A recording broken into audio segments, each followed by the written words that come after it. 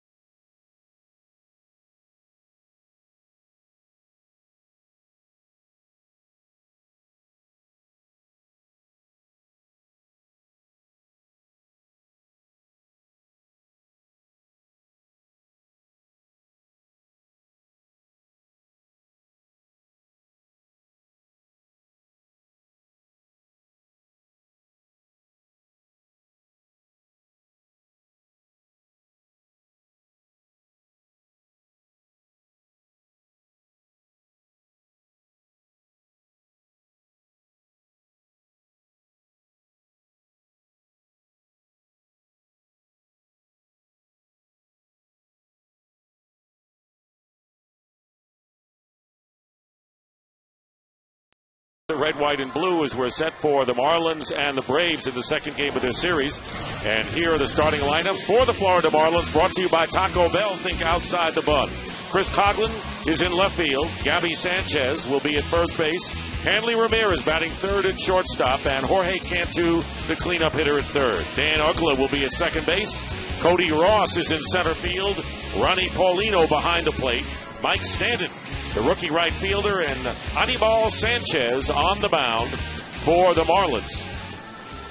And facing Tommy Hanson. This game is brought to you by Budweiser, official beer of the thirst inning. The beer that starts with full flavor and ends with a crisp, clean finish. Budweiser, it's what we do. So Tommy Hanson, who's coming off of 2 consecutive poor starts, has a 7-5 record and a 4.50 earned run average. We'll try to get back on track today. Oh, no question. He has gotten hit hard his last couple of starts, as you mentioned, Dick. And here's the sprint pitcher profile. And what he's had to do is he's had to work with Roger McDowell, his pitching coach, to refine his mechanics after getting hit so hard. And in this game, you know, Dick, you have to have a short memory. You have to put the bad starts behind you and just look forward. He's got too good of stuff to continue to struggle. Meanwhile, the Marlins, who are now 5 games under 500 for the second time this year, that's the low point. They're 9.5 behind these Braves, and Chris Coughlin stepping in and takes outside for ball 1. Coughlin hitting .282 with 5 homers and 27 runs batted in. At the end of May, he was hitting .217, so he has been on a tear. And in the air to left field, Omar Infante is under it for out number 1. Here is the Atlanta Braves defensive lineup brought to you by Scott's. Infante with Gregor Blanco at center, Melky Cabrero at right, Chipper Jones at third, Yunel Escobar at short, Martin Prado and Eric Hinsky at first base, Brian McCann behind the plate, and Tommy Hanson as the Braves 10th in fielding in the National League, and their 89 double plays are second to the Colorado Rockies. Here's Gabby Sanchez hitting .305, and one of the great stories for the Marlins this year, and he takes a call strike. A lot of people may not realize that he is a rookie. He appeared in 21 games last year, and his numbers are phenomenal. They are phenomenal. He leads all National League rookies in batting average, doubles, total bases, and on-base percentage. And a call strike 2, no balls and 2 strikes to Sanchez. Gabby Sanchez, who has been really the best everyday player, and there you're talking about the rookie ranks. Of course, Jason Hayward is on the disabled list, and his numbers rank right up there with Hayward when you really go down the list of what these 2 rookies have done. And there's Hayward, who is out with an injured thumb. Sanchez last night hit a big home run to tie the ball game in the top of the 9th inning off of Billy Wagner. That was a game in which Billy Wagner blew a save, and the Braves came back and won in the 11th inning 4-3 on Infante's base hit. The 0-2 pitch lifted out to short left field. Infante will play it on a bounce, so Gabby Sanchez is the first base runner of the game and the first hit for the Marlins. But before taking the field on Tuesday, the Marlins organization given a sense of relief when owner Jeffrey Loria announced that Edwin Rodriguez would manage the club for the remainder of the season. He is the first Puerto Rican native to ever manage a big league club, and he's 49 years old, and there was a lot of stories concerning the fact that Bobby Valentine might, come out of retirement and leave his TV job to come and join the club. And it was a crazy time for a few days. Here's Hanley Ramirez.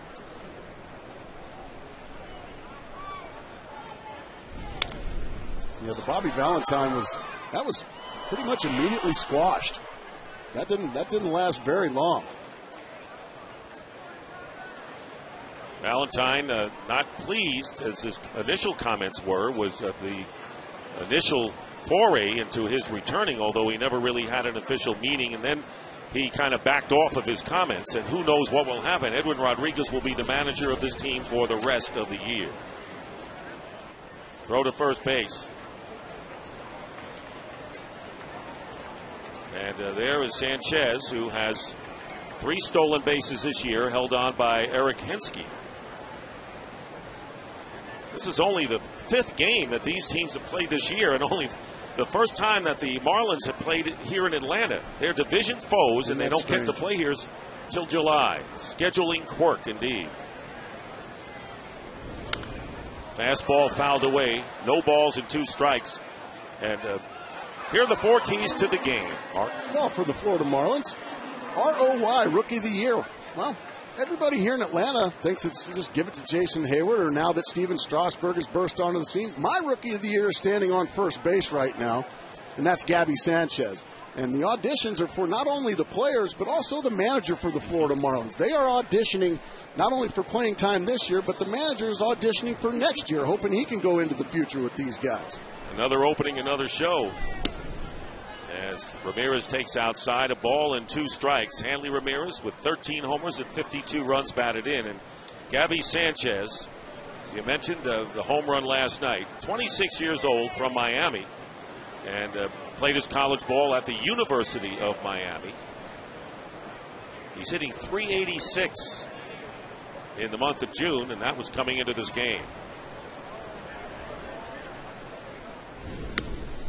2 balls and 2 strikes to Hanley Ramirez. Tommy Hanson making his 17th start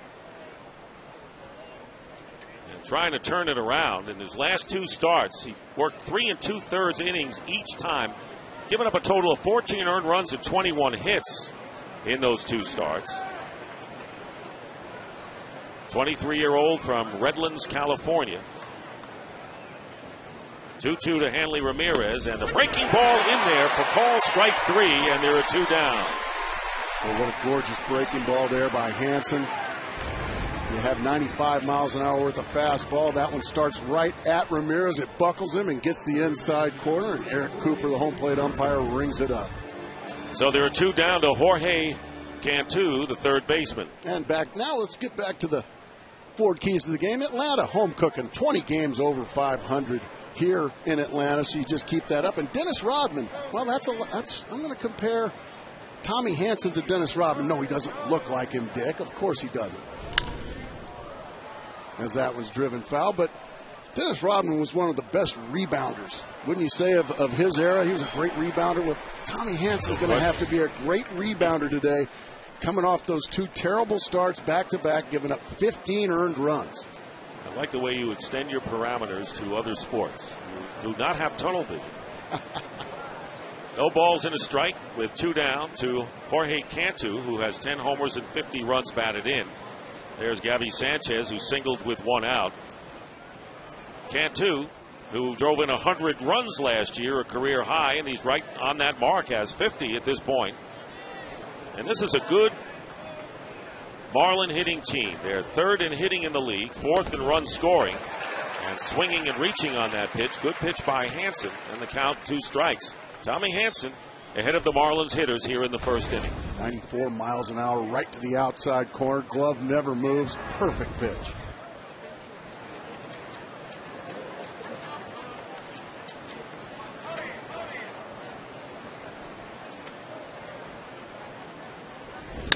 Slapped and gloved nicely by Eric Hensky. He'll make the play unassisted to retire the side, and he saved the base hit there. There was a hit, 1 left. Marlins don't score, and the Braves coming to bat in the 1st.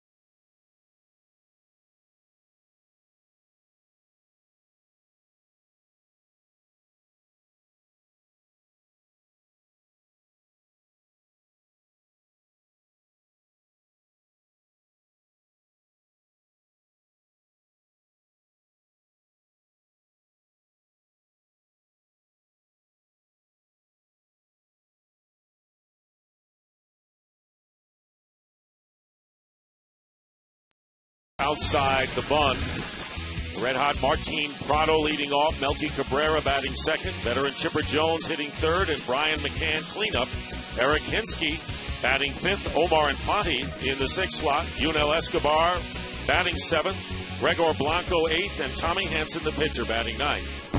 And Anibal Sanchez, 7-4 on the year. 3 consecutive quality starts with only 1 victory to show for it, but he is a solid number 2 in this rotation as we take a look, Mark, at the sprint pitcher profile on Sanchez. You're exactly right. The 1-2 punch is Josh Johnson and Anibal Sanchez, so he's the number 2, and he's healthy this year. The reason he's pitching so well is because he's healthy. Last year, missed almost half the season due to injuries. And Martin Prado stepping in. And got a feeling that Martin Prado, who's behind Chase Utley in the second base voting for the National League All-Star team, and it'll be revealed tomorrow because of Utley going on the disabled list, you would expect that he will get the nod. 1-0 pitch, and Prado, who leads the league in hitting at .337, fouls it off. Well, when the season began, did you think you would say Prado was going to be the league's leading hitter on July 4th? I don't think I did. And a good breaking ball by Sanchez is in there for a strike, 1 and 2. And Bobby Cox says that he knew Prado was going to play well, but fundamentally sound, backs up, knows all of the position situation, and has played a great second baseman. Slaps at it, and Dan Uggla throws him out, 1 gone. Melky Cabrera coming up for the Braves.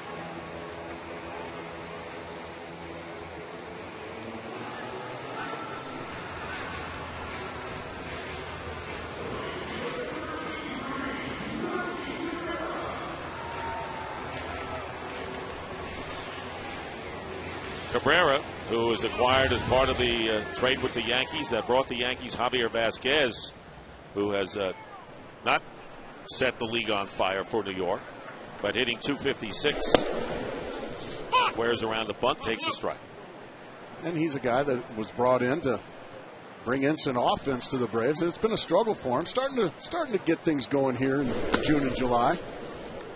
As the Braves have gotten hot, so has Melky Cabrera.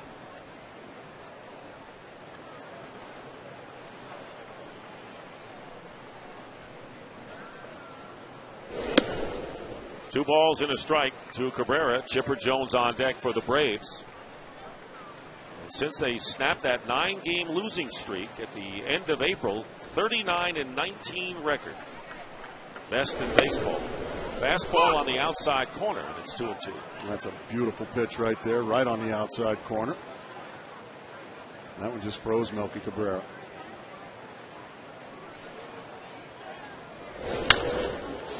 Line drive, foul. Nice grab down the line there by that rascal. Looking at the hats there now for the July 4th weekend. All big league clubs wearing the special stars and striped caps, which have the American flag etched on the team logo. And Major League Baseball Properties will donate 100% of the proceeds it receives from the sale of the caps to Welcome Back Veterans, a program which addresses the needs of returning American veterans and their families. That is a good thing. I like the white hats. What do you think? I love them. They remind me of the Cincinnati Reds many, many years ago. Very good. In fact, on the road, they wore gray caps with red pinstripes. So everyone's wearing them this week. That's right. We thank all our soldiers for their service. Full count. And Cabrera staying alive. Well, he's spoiling a lot of tough pitches from Sanchez. A good professional at bat here by Cabrera.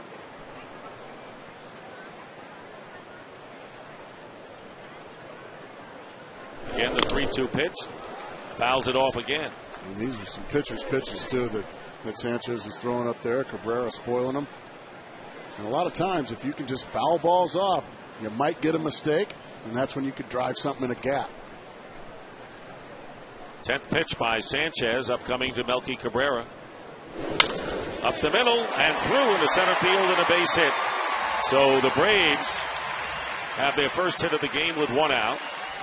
Here is the Florida Marlins defensive lineup brought to you by Scott's. Chris Coughlin is in left, Cody Ross in center, and Mike Stanton in right. Jorge Cantu and Hanley Ramirez on the left side of the infield. Dan Uggla and Gabby Sanchez on the right. Ronnie Paulino catching for the 24th consecutive game. And this is where the Marlins have really struggled. Only the Washington Nationals have a worse fielding percentage in Major League Baseball than the Florida Marlins, as Chipper Jones steps in with 1 out. It's easy to understand, Dick, why a lot of people think the Florida Marlins have underachieved this year. Is because if you give Major League teams extra outs, 4 outs, 5 outs in innings, it's going to kill you every single time. And it kind of nullifies any good pitching. That's exactly right. Cabrera, the base runner, with one out, bottom of the first inning. And fly ball hit to right field. Mike Stanton, looking up in the sun, makes the catch. And Chipper Jones, who is retiring after this year, along with his manager Bobby Cox, is retired. And that will bring up Brian McCann, the catcher. Well, it's going to be strange to look in an Atlanta Braves dugout and not see number 6 and number 10, Bobby Cox and Chipper Jones. Both of them going to the Hall of Fame immediately. If not sooner, as they say. Exactly. Here is McCann batting .257 with 9 homers and 53 runs batted in.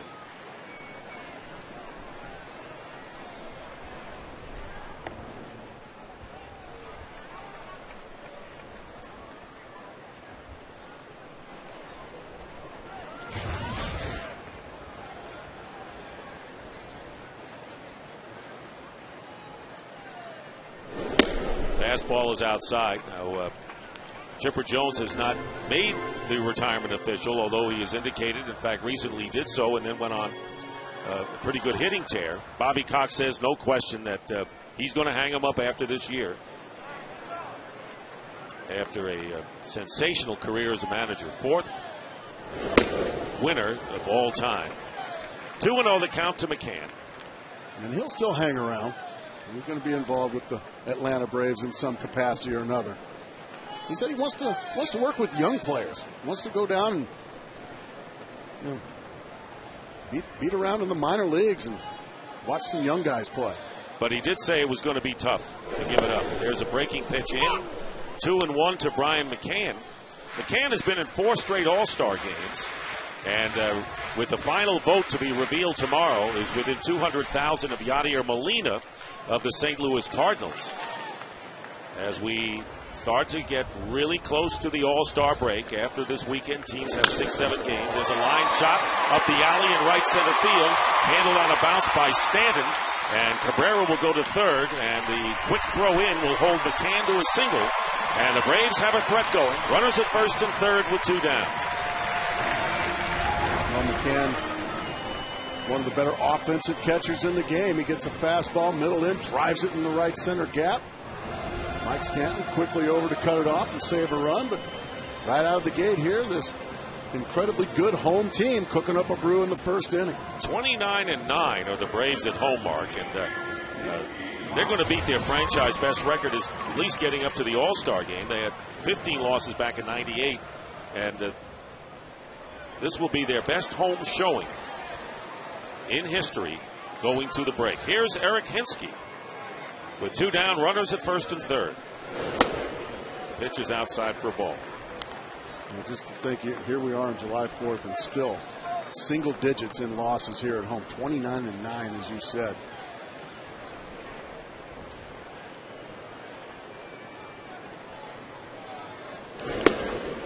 And a call strike.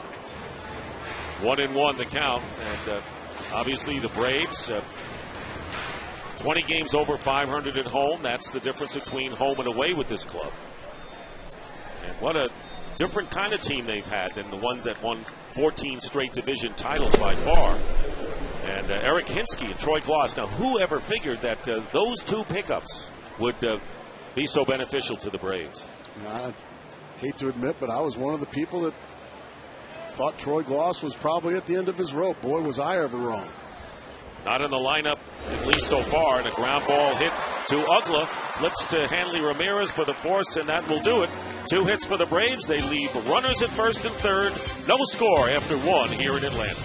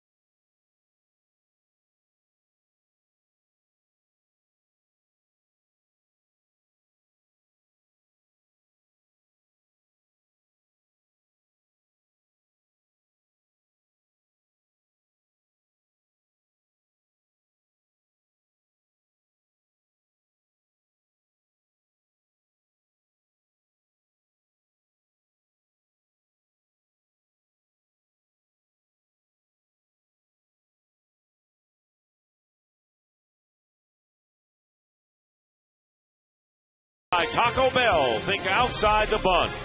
By Ford, drive one. And by Sprint, the Now Network.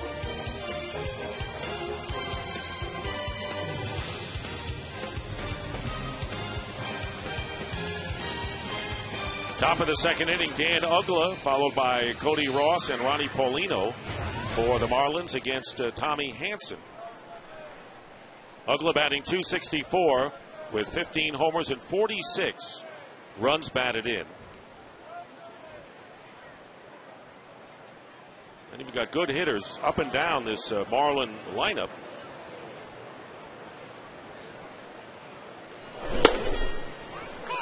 Strike it doesn't one. let up. It keeps coming at you, Dick. Dan Ugla has more homers than any second baseman in his first 5 years of his career. And he's on track to hit at least 30 once again. The pitch is outside, 1-1. Well, that's a great graphic. I don't think anybody would have thought that. Far and away more homers in his first 5 years than any second baseman. He has 31, 32, and 31 in his last 3 years, and 15 to this point. Took something off that pitch to Hanson. 2-1 now. So there they are, Dan Ugla in the first 5 years, the top home run hitter for a second baseman. Here's the 2-1 pitch and the foul back. Interesting delivery by Tommy Hanson. A little delay before the release. Yeah, kind of from his ear, which is tough to pick up for opposing hitters. And he's a big man, a tall man. And then just kind of brings it right from his ear, kind of coming right out of that white hat, if you will.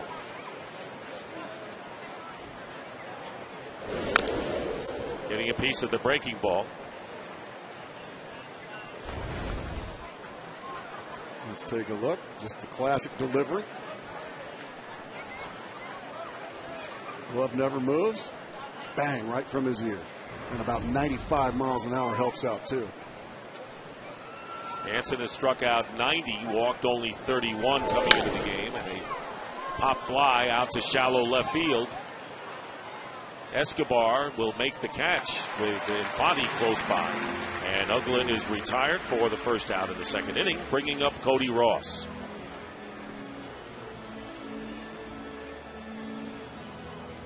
Marlins coming in 37 and 42, as we mentioned, in fourth place in the division, and it's been a tight division, and it looks like a little space starting to develop, Mark, between the Atlanta Braves and the contenders, with the Mets in second and the Phillies in third. Ross batting .293. It in, strike one to him. Phillies having to pick up the pieces now that Chase Utley has gone on the disabled list. Jimmy Rollins really hasn't been healthy all year. Finally back.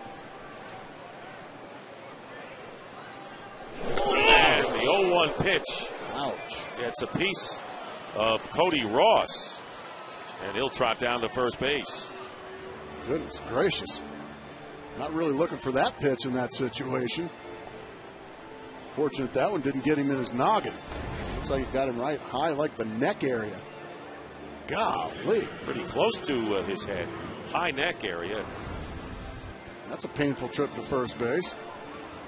Hinsky saying, what's that all about, Russ? Saying, I don't know. He's your pitcher.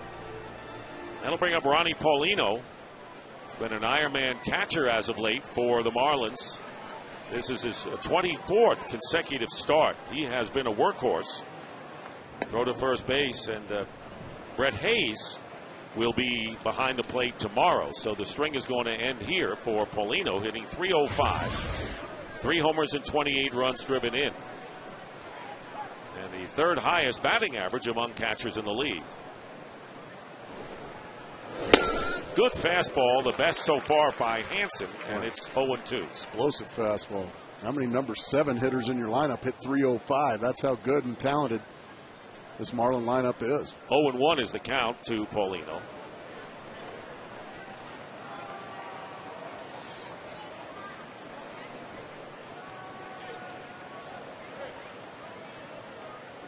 There goes the runner.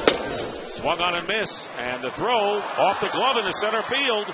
And Cody Ross will go to third base. So Ross was running on the pitch and gets the stolen base and advances on the error by Brian McCann.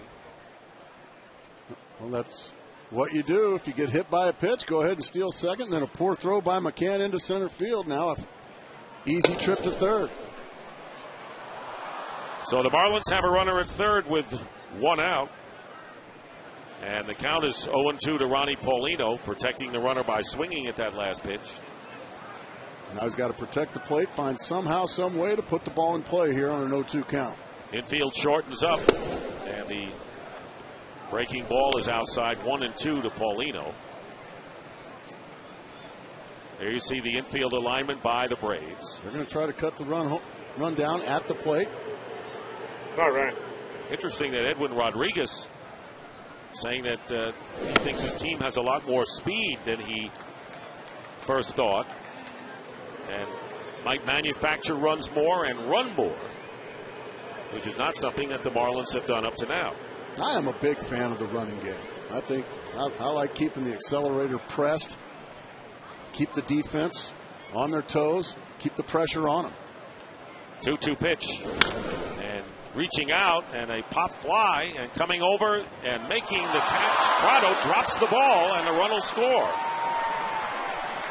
So Prado drops the ball in fair territory, and scoring will be Cody Ross with the first run of the game, and the Marlins take a 1-0 lead. Well, the Brave defense really letting Bobby Cox down and Tommy Hanson. Just a routine pop-up. Unable to come up with the basket catch is Martin Prado. And Cody Ross scores easily. Well, it's that easy to give up a run. Tommy Hanson making all the pitches.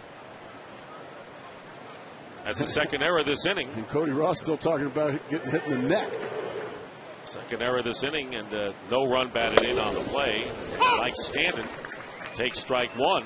Talking about all of the impressive rookies that have come in the National League East, including Mike Stanton. He's cooled off a bit average-wise, 218, 2 homers, 13 runs batted in, but an imposing physical presence. My goodness, he is a monster. Big kid. And the word on Stanton is that he has gotten off to a slow start in every stop along the way in his minor league career. So this is nothing unusual. And even his outs are hard hit. Does strike out a lot. Struck out twice last night. Marlins lead 1-0. And the count now is 1-2 to Stanton. Hanson's throwing some very good fastballs here in this inning. A lot of fastballs just right by these Marlin hitters. Making his 4th career start against Florida. And has a 2-0 record. Marlins haven't done very well against him, hitting 167 as a team.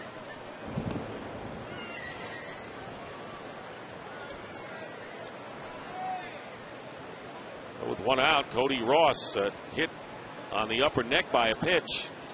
And then stole second, went to third on McCann's throw to center field, and came in when Prado couldn't handle a pop fly down the right field line. 1-2 pitch, comebacker. Escobar and a 1-6-3 double play. So there the Braves getting out of trouble with those double plays. Their 90th of the year, but the Marlins take a 1-0 lead.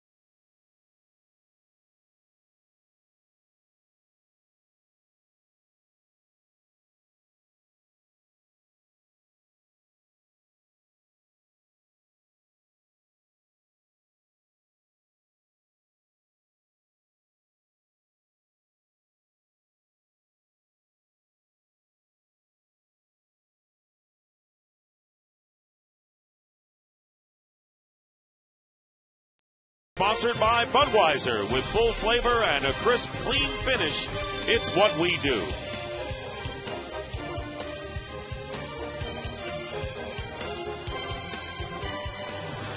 Beautiful day at Turner Field here in Atlanta. And Omar Infante will lead off against Anibal Sanchez, with the Marlins leading the Braves 1-0.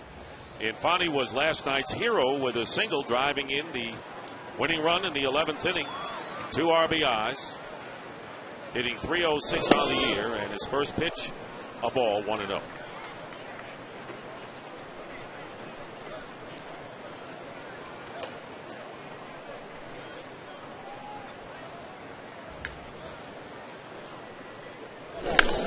Fouled out of play. Here it was in the bottom of the 11th inning. The Marlins were leading 3-2. Leo Nunez, the closer, giving up the base hit here to left field. Chris Coughlin getting it in, but not before McCann and Hicks, the pinch runner, scores, and the Braves win 4-3. It was their 15th win in their last at-bat this year, tying them with the Cincinnati Reds for the most in Major League Baseball. Infante, just one of many Braves, just quietly having a very good season. You talk about the Braves and how much Bobby Cox is excited about this team. We're going to be talking with Tim Hudson during the contest, and a looper into center field, and it will drop for a base hit. So Omar Infante picking up where he left off with a leadoff single here in the second inning. And there's been a different hero all the time with those late inning dramatics. Chris Medlin pitching very well, did not get a decision, and the starting pitching has been solid. And that's been the name of the game for Bobby Cox throughout his career. That's exactly right. If you have good starting pitching, and Bobby Cox has always had good starting pitching, the trio of future Hall of Famers, Greg Maddux, Tom Glavine, John Smoltz, carried the torch for many years from 1991 all the way to 2005. That's over a decade's worth of airtight pitching in postseason.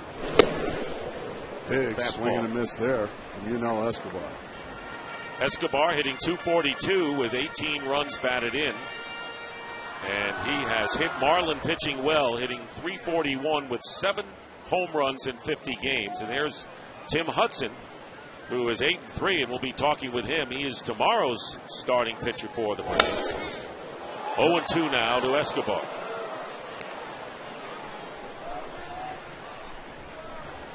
Here's where the Braves pitching ranks. Right near the top in all 3 very important categories.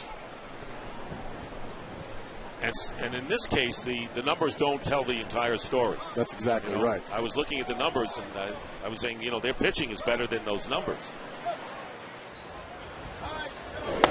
And the pitch is down low, 1-2 to Escobar.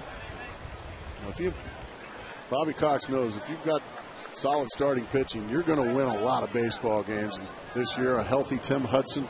I think it wouldn't shock me at all to see Tim Hudson go to Anaheim for the All-Star game this year. Line drive to right field, and Stanton makes the catch for the first out, but Escobar hit that solidly.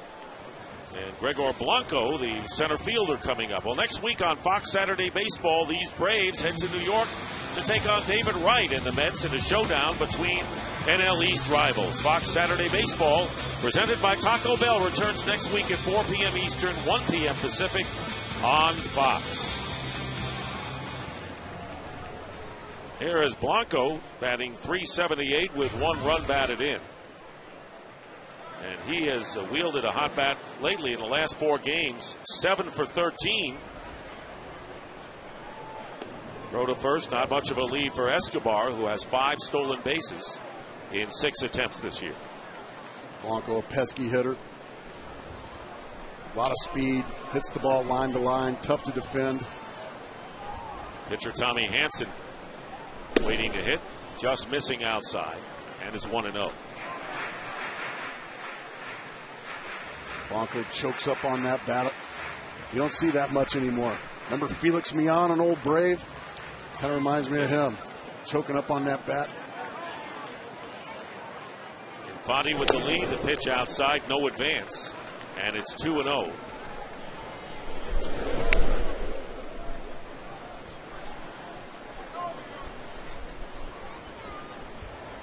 Braves at 14 games over 500 for the second time this year, and they're tied with the San Diego Padres, who don't seem to slow down, and you would know about that division. It's time to say they're for real.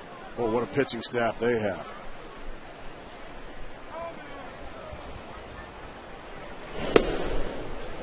There's a strike, and it's a 2-1 to Blanco. Right at the bottom of the kneecaps on the outside corner. That's a heck of a 2-0 pitch there from Anibal Sanchez.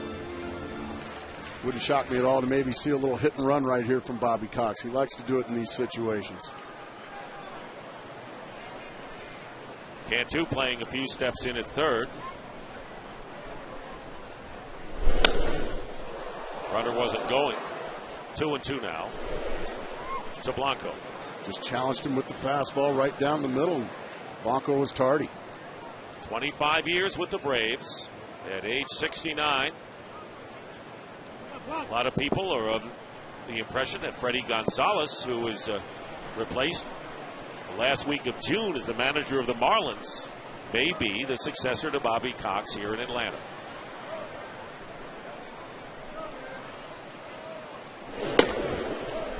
Well, he certainly learned a lot from Bobby Cox in the years that he was one of Bobby's lieutenants.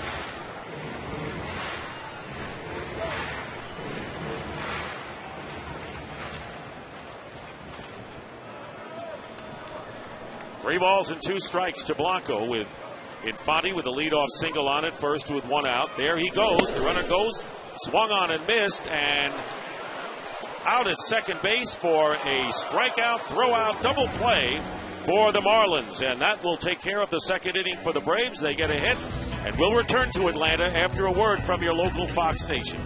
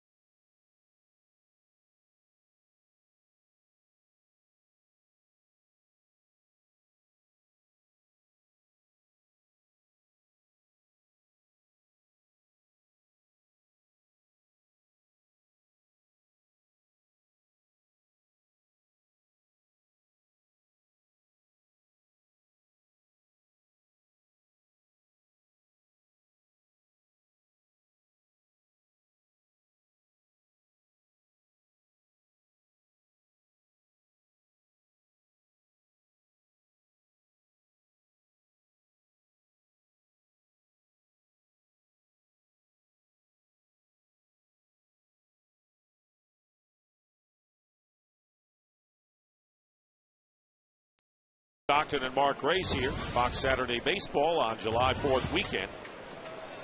And Anibal Sanchez leading off against Tommy Hanson.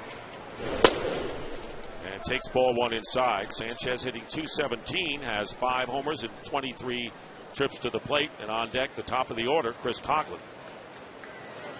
Marlins leading the Braves 1-0.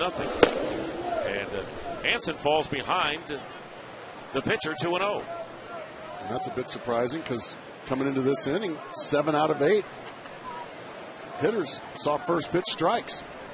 And you would think the pitcher would see a first pitch strike. 2-1 now.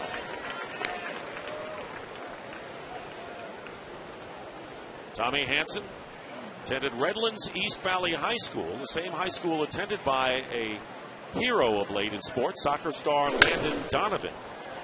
Fly ball, and there's Cabrera fighting the sun, going back and making the catch.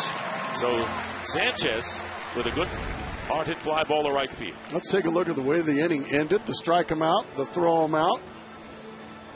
And there's the call. Look where he starts this slide. He has got that much area to slide. That is one of the earlier slides. No wonder he never got there. And he also spiked Hanley Ramirez. So Omar Infante started that slide about 20 feet from the bag, and he just never got there. Brings up Chris Coughlin, who fly to left his first time up.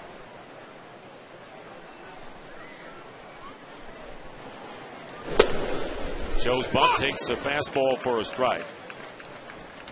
Coughlin, the rookie of the year in the National League last season. He had a 12-game hitting streak in early June. And his .321 mark last year was sixth best in the league. He's at .281 right now and rolls it to Hinsky. And Hinsky will take it himself for the second half. Good lesson there for all you young first basemen out there. If you can take it yourself, take it yourself. Don't risk an exchange, a flip to a pitcher. You might possibly make a bad toss. The pitcher might drop the ball. So if you can beat the runner to first base, always take it yourself. And that's exactly what Eric Hinsky does. That's a much safer way to do it. Hinsky is making his 8th start at first base. He has started 31 games in left field and 1 game as a designated hitter. Troy Gloss in the dugout, not in the lineup, and Gloss amongst the league leaders in runs batted in, tied for 6th going in with 56. Gloss, who only played in 14 games last year after coming off a shoulder surgery. What a plus he has been as Gabby Sanchez fouls it out of play. And the count, no balls and 2 strikes with 2 out. Yeah, Troy Gloss got off to a very tough start. April was tough for just about every Atlanta Brave offensively, but boy, once the month of May and then on into June rolled around, Terry Pendleton and his hitters just took off.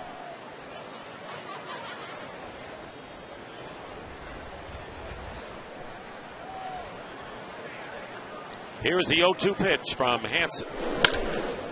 And in the air to center field, Blanco makes the catch, and a 1-2-3 inning, the first of the game for Tommy Hansen, as the Braves come up in the bottom of the 3rd, trailing 1-0.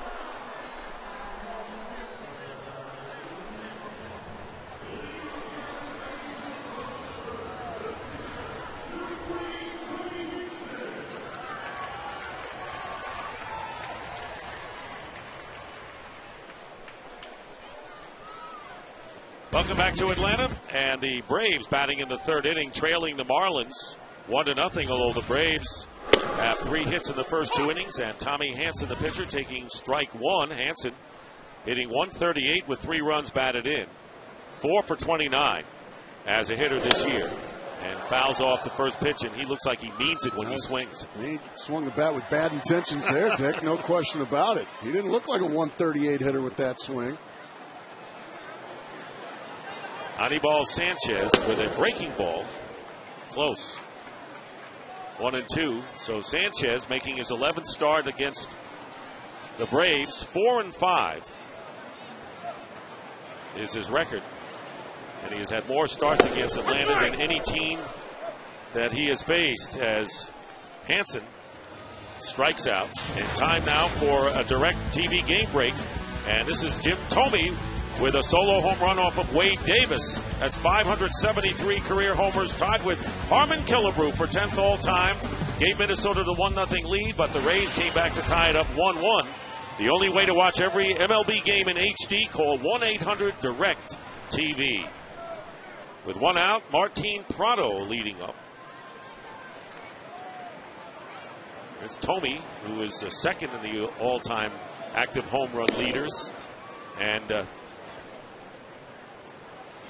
And you see Chipper Jones on the list, and he would be up 4th this inning. Prado bounced to second his first time up. Breaking ball and a strike, 1-1. Jim Thome also one of the nicest people to ever play this game. One of those guys you just want good things to happen for.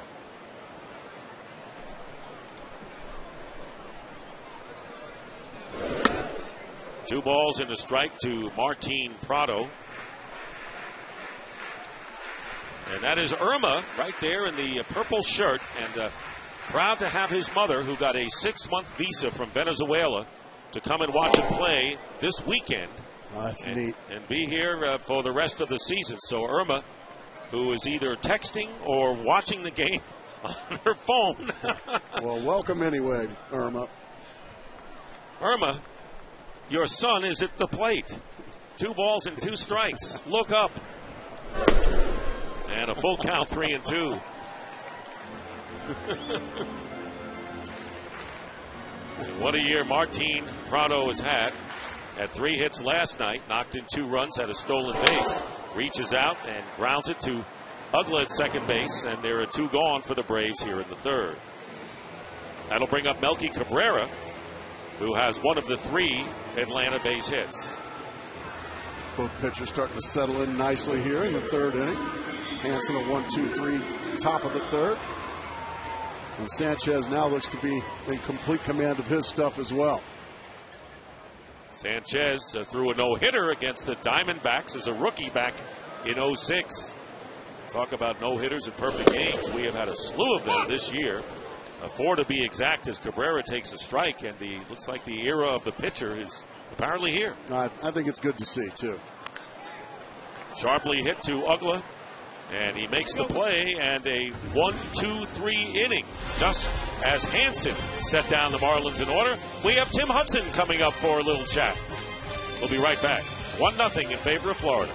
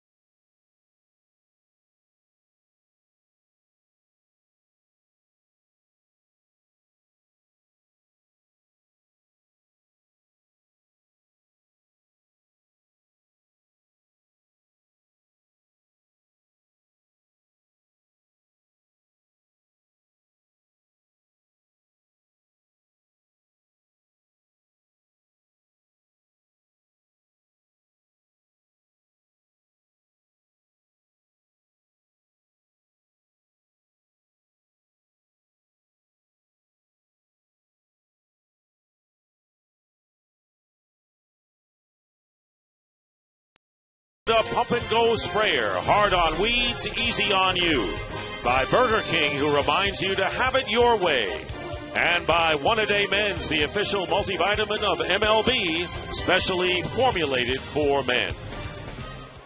Marlins batting against Tommy Hanson here in the top of the fourth and leading 1-0. Hanley Ramirez takes a strike, was called out on strikes in his first time at the plate, and we're pleased to have Tim Hudson, who's having a terrific start to his year, 8-3, and will work tomorrow. Tim, thanks for joining us here. And after the next pitch, we want to ask you about this Braves team, and the fans really have something to cheer about for the first time in a long time. 1-1 the count. Tim, what about your club this year? Well, it's it's exciting. I'll tell you what, it's a great group of guys. We have a lot of fun, on and off the field. So it's a great chemistry, and it's translated to some pretty good play, man. It was great to finally put a product out there on the field that the Braves fans can be proud of. 1-1 pitch to Ramirez. And it's popped up to the right side of the infield, and foul territory. Eric Hinsky makes the catch one away. But he almost made the grab there, but yeah. You guys struggled a lot as a team in April. In your mind, what was the turnaround? What made this team catch fire? Well, it's hard to say, man. I'll tell you what, we had a great spring training.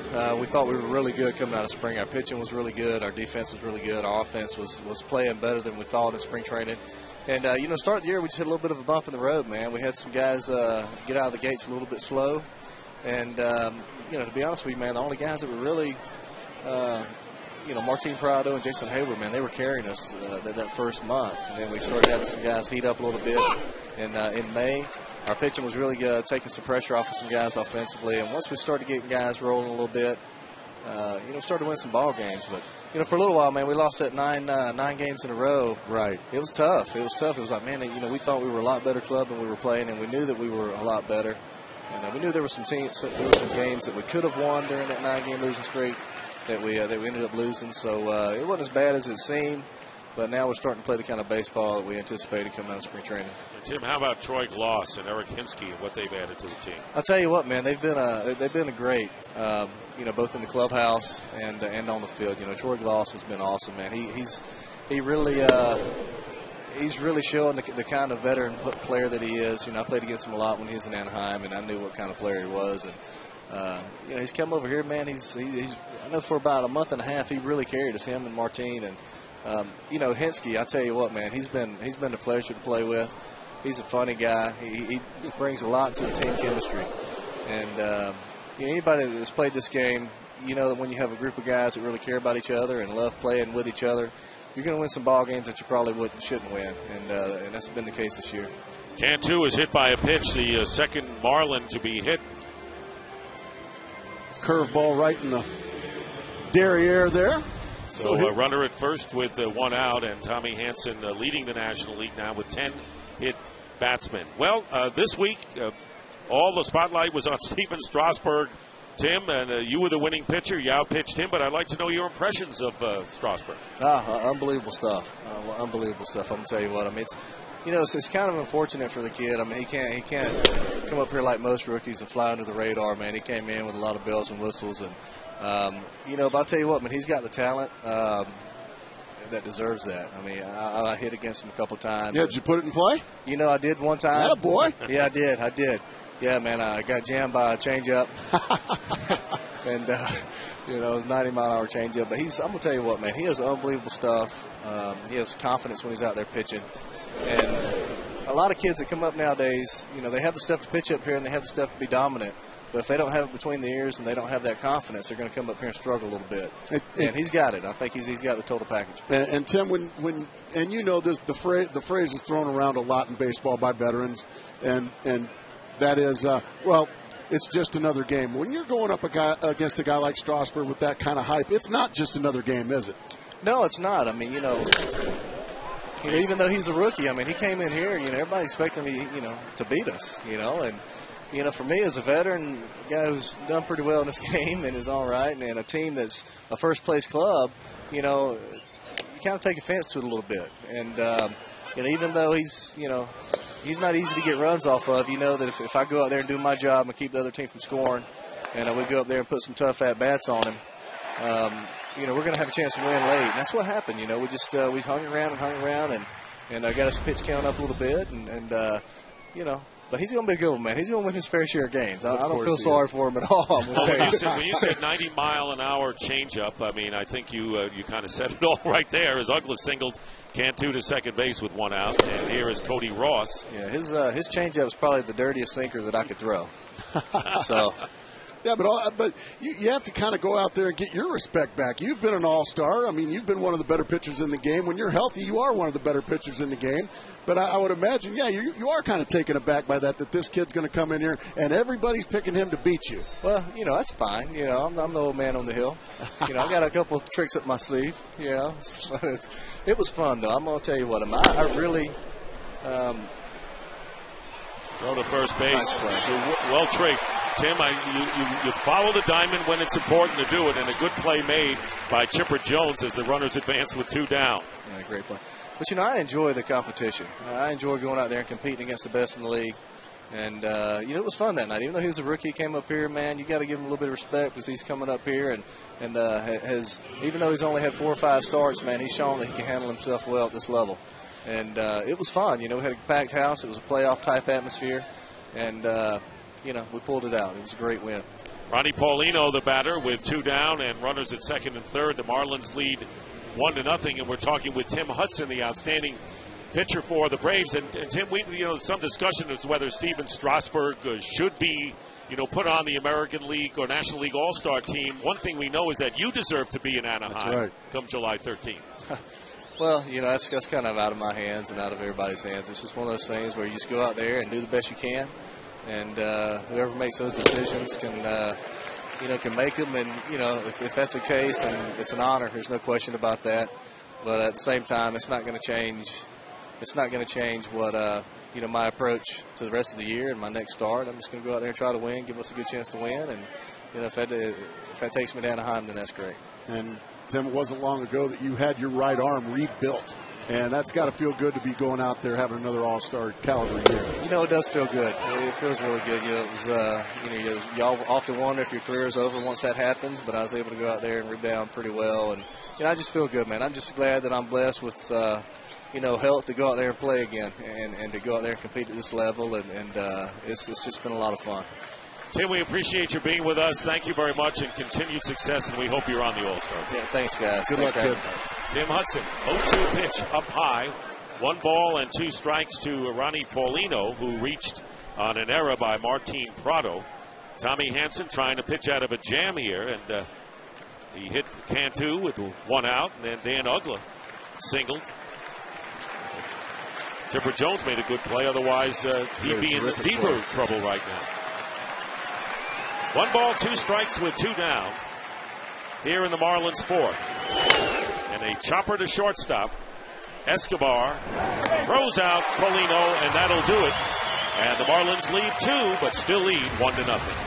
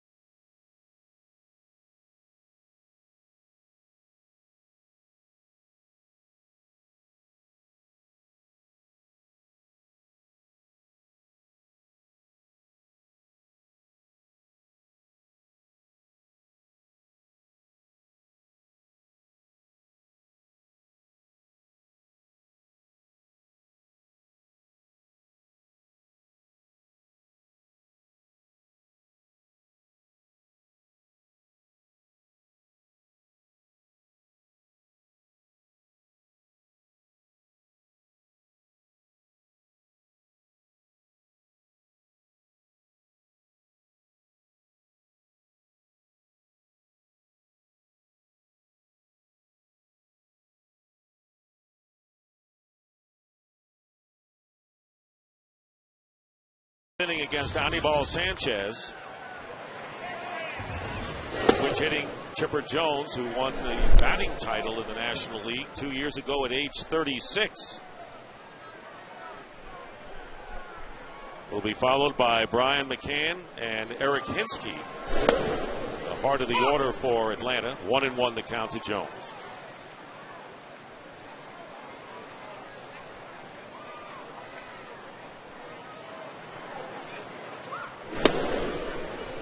All the talk of retirement with Chipper Jones this year. A lot of people forget, Dick, that this guy won a batting title just 2 years ago. How quickly people forget.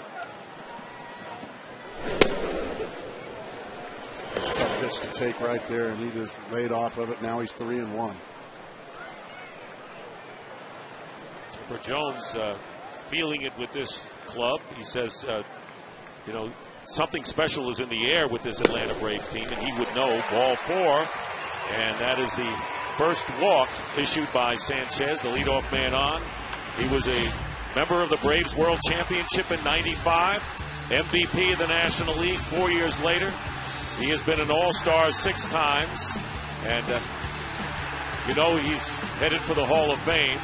That's not a big deal to say, and Jones right now is third to Placido Polanco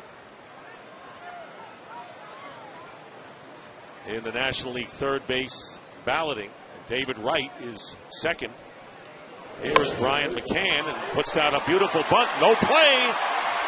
And McCann surprises the Marlins. And with the bunt single, his second hit of the game for McCann, Jones goes to second. Braves have 2 runners on and no out. What a great play by Brian McCann. All he has to do is get it fair and past the pitcher. And even though he doesn't run all that well, easily beats the play. That is such a heads-up, smart play by Brian McCann. That's his second hit of the ball game. And here's Eric Hinsky, who was out first inning, was the third out in that opening inning. Jones is at second, and McCann is at first and grounds it off the screen in front of the Braves dugout. Strike 1. Eric Hinsky has played the last 3 World Series with 3 different teams. How about that? The Red Sox, the Tampa Bay Rays, and the New York Yankees. And along with Don Baylor, the only big league player ever to play in 3 straight World Series with 3 different teams. Up high, Baylor in '86 played in the series with the Red Sox, the next year with the Twins, and finished off the trifecta with the Oakland Athletics the next season. Well, Dick, it sounds to me like once the season ends, I think we should take him to Vegas with us. Once the season ends, he's playing in the postseason. Right. 1-1 to Hinsky, and Omar Infante is on deck. Braves trying to get back in this one, trailing 1-0 in the bottom of the 4th. Fastball up high, 2-1.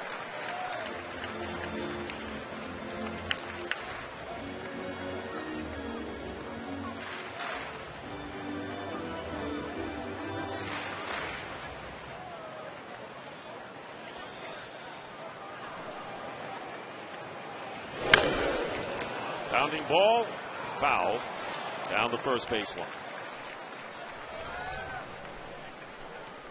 National League All-Star balloting. Of course, the balloting is over. They'll reveal tomorrow who's in there, but Brian Braun, Andre Ethier, and Jason Hayward, who's injured.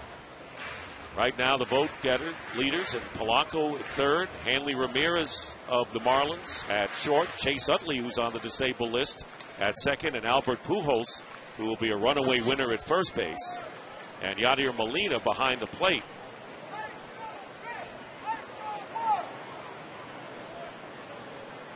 The Braves, well represented. Foul drive down the right field line and out of play. Count is 2 balls and 2 strikes.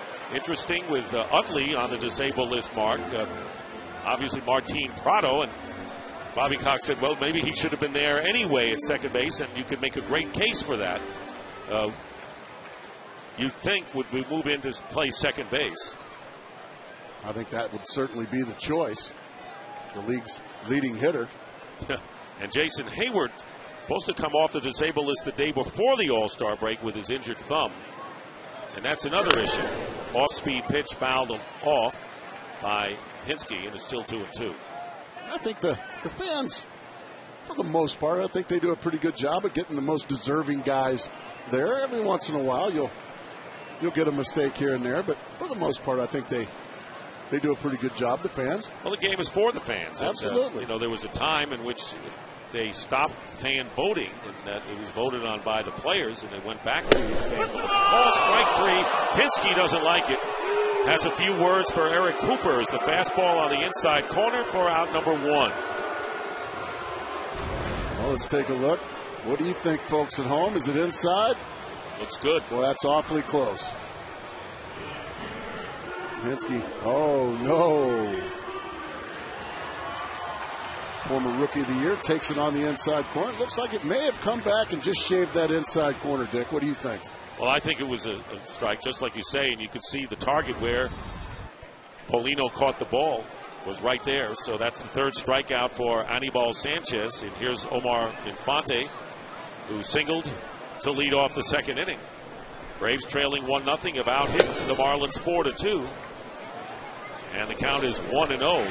Many, many years ago, the Cincinnati newspaper had printed all of the Cincinnati Reds players in the ballots for each position. So just clip it out and send it in. And they won. The Cincinnati Reds were represented every position.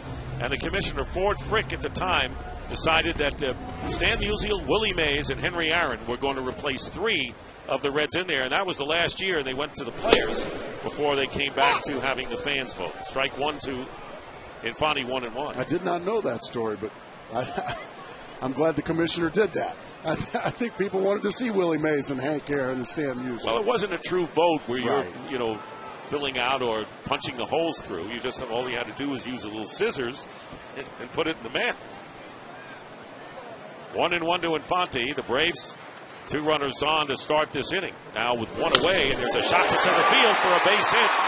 And they're going to wave in Chipper Jones. The throw is not cut off. Jones scores. And the Braves tie it up. And Omar Infante, who won last night's game with a 2-run single, has an RBI base hit, his second of the game, to tie it at 1-1. And going to second base is McCann. Well, beautiful hitting right here by Infante. Ripping it right back up the box. Everything stays behind the baseball. And now, who says Chipper Jones is getting on? Look at him flying around these bases. Strong throw from Ross. Jones with a good slide, beats it easily, and we've got a 1-1 ball game. And runners at first and second with 1 out. Here he is churning around toward home. He got a great jump off of second base and easily scores. These Braves just do a great job, Dick, of hanging around, and then finally striking. And here's Yunel Escobar, lined sharply to Stanton in right field. Swing and a miss and a strike 1 to Escobar. Now the Braves have 5 hits. 2 hits in the first inning, 1 to lead off the second. He raced on a strikeout, throw-out double play, and then 2 hits here in the fourth. And the key one might have been Brian McCann's bunt single. You are 1,000% correct. That is a huge key to this inning. 1-1 to the Braves shortstop. A little thing that may not show up in the box score tomorrow, but boy, what a big play. And what a gutsy play. A slow-footed catcher dropping down a beautiful bunt. When they put a shift on you, why not? It's a free base hit if you get it fair. Escobar slices it down the right field line. Foul ball just by a few feet. And a souvenir for a front row fan. Well, MLB's All-Star Game celebration begins tomorrow on TBS with the All-Star Selection Show. Then on Monday, July 12th, it's the Home Run Derby on ESPN. And on Tuesday, July 13th, it's the Red Carpet Show on MLB Network, and that's a special program. It's all leading up to the 2010 MLB All-Star Game, Tuesday, July 13th at 8 p.m. Eastern, 5 Pacific, right here on Fox.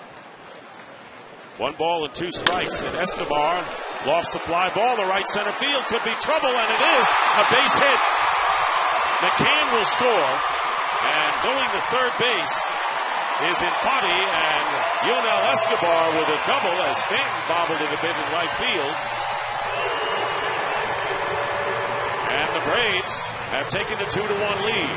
Well, what looked like was a harmless fly ball just found the perfect spot between Ross and Stanton. And then once it's bobbled, McCann scores easily after his beautiful bunt. Now the Braves threatening to have a huge inning. And Randy St. Clair, the Marlins pitching coach, out to the mound. So Escobar with the double and the first extra base hit of the game, now with 19 runs batted in on the year. Infante knocking in his 22nd right before him. So the bottom part of the Braves batting order getting it done so far as Gregor Blanco, who struck out his first time up, comes up to face Sanchez.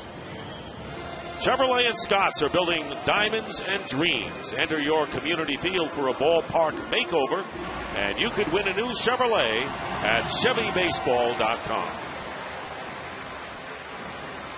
I would be shocked if they pitched to Gregor Blanco in this situation with a base open. I am shocked at this. This is asking for it right here if you're the Florida Marlins. Infield is playing in at third and first with Cantu and Gabby Sanchez, and playing back in the middle part of the infield. So they're pitching to Blanco, and this is the first time he has faced Anibal Sanchez in his career, and the pitcher is on deck. Swing and a miss. So it looks like the manager, Edwin Rodriguez, is not going by the book in this instance. Certainly rolling the dice, Dick, as you said. I think what they're going to try to do is exactly what Anibal Sanchez did in that situation. Throw him some breaking balls up there in the dirt, see if he'll chase something off the plate. Blanco did chase off the plate. Now, heck, try it again, see if he'll chase again.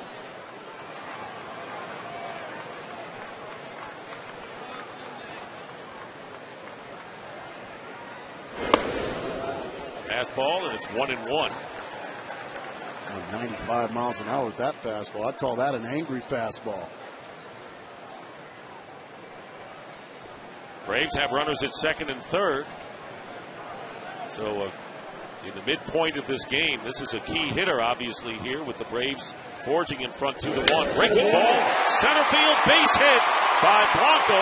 2 runs will score, and the Braves have taken a 4-1 lead.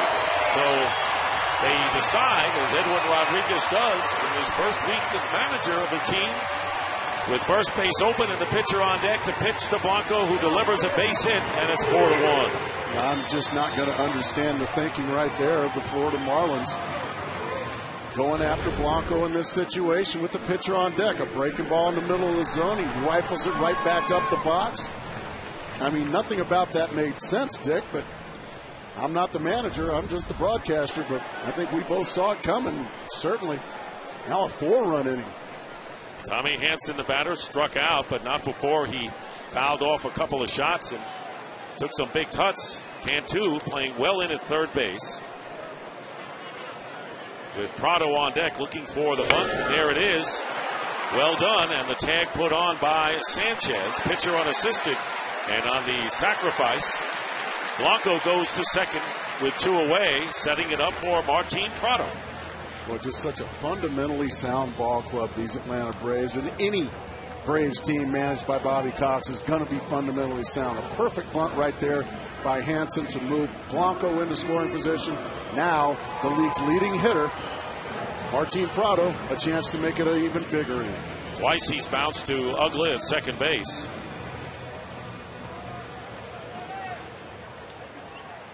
4-1 the score. Now 7 hits for the Braves. They've out-hit the Marlins 7-2. And the Braves, normally an outstanding team in the field, have committed 2 errors. There's the breaking pitch in for a strike to Prado.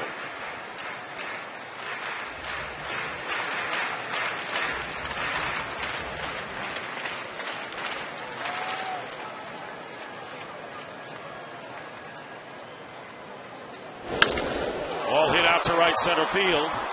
And Mike Stanton is there to make the catch. 8 men come up in the 4th inning for the Braves. They score 4 times. We go to the 5th. It's 4-1 Atlanta.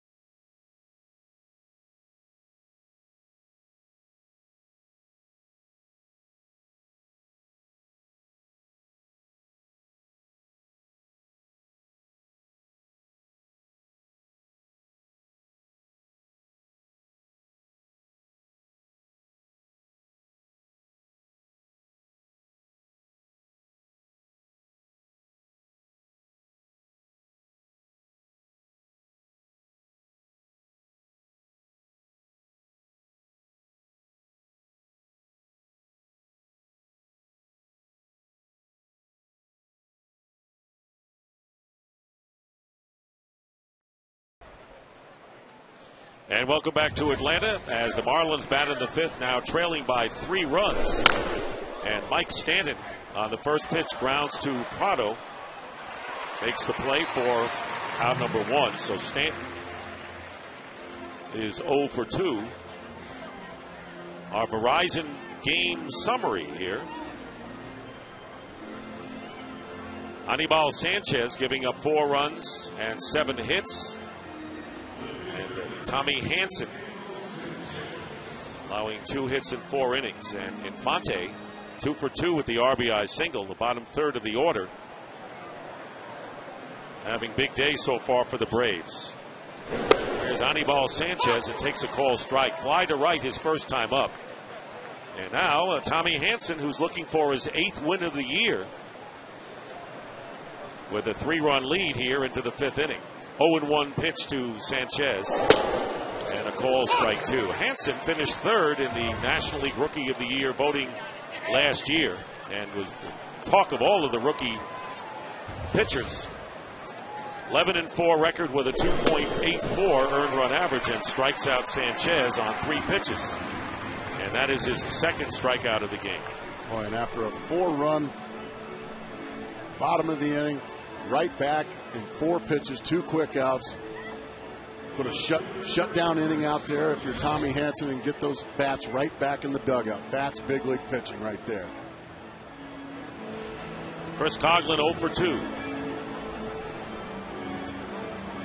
Marlins scored their run in the 2nd inning. With 1 out, Cody Ross was hit by a pitch. Stole second, went to third on a throwing error by McCann.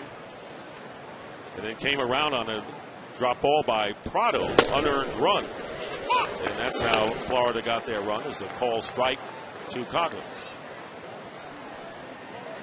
So Hanson, as you mentioned, settling down after his struggles in the last 2 games. Slice to left field. And foul. I think you have to give a lot of that credit, at least so far today, Dick, to Roger McDowell, the pitching coach for the Atlanta Braves. He and Hanson worked long and hard between this start and his last start to figure out some mechanical flaws. Roger found them. It's one thing to find them, and then you got to give credit to Hansen too, because he's the one out there executing it. So, the pitching coach is there to find the flaws, but then it's also up to the pitcher to go back out there and do a better job of it. 0-2. Hansen has had 1-2-3 inning, and now a second as he gets Kaufman on a called third strike. Strikes out 2 in the 5th inning. We go to the bottom of the 5th, 4-1 in favor of the Braves.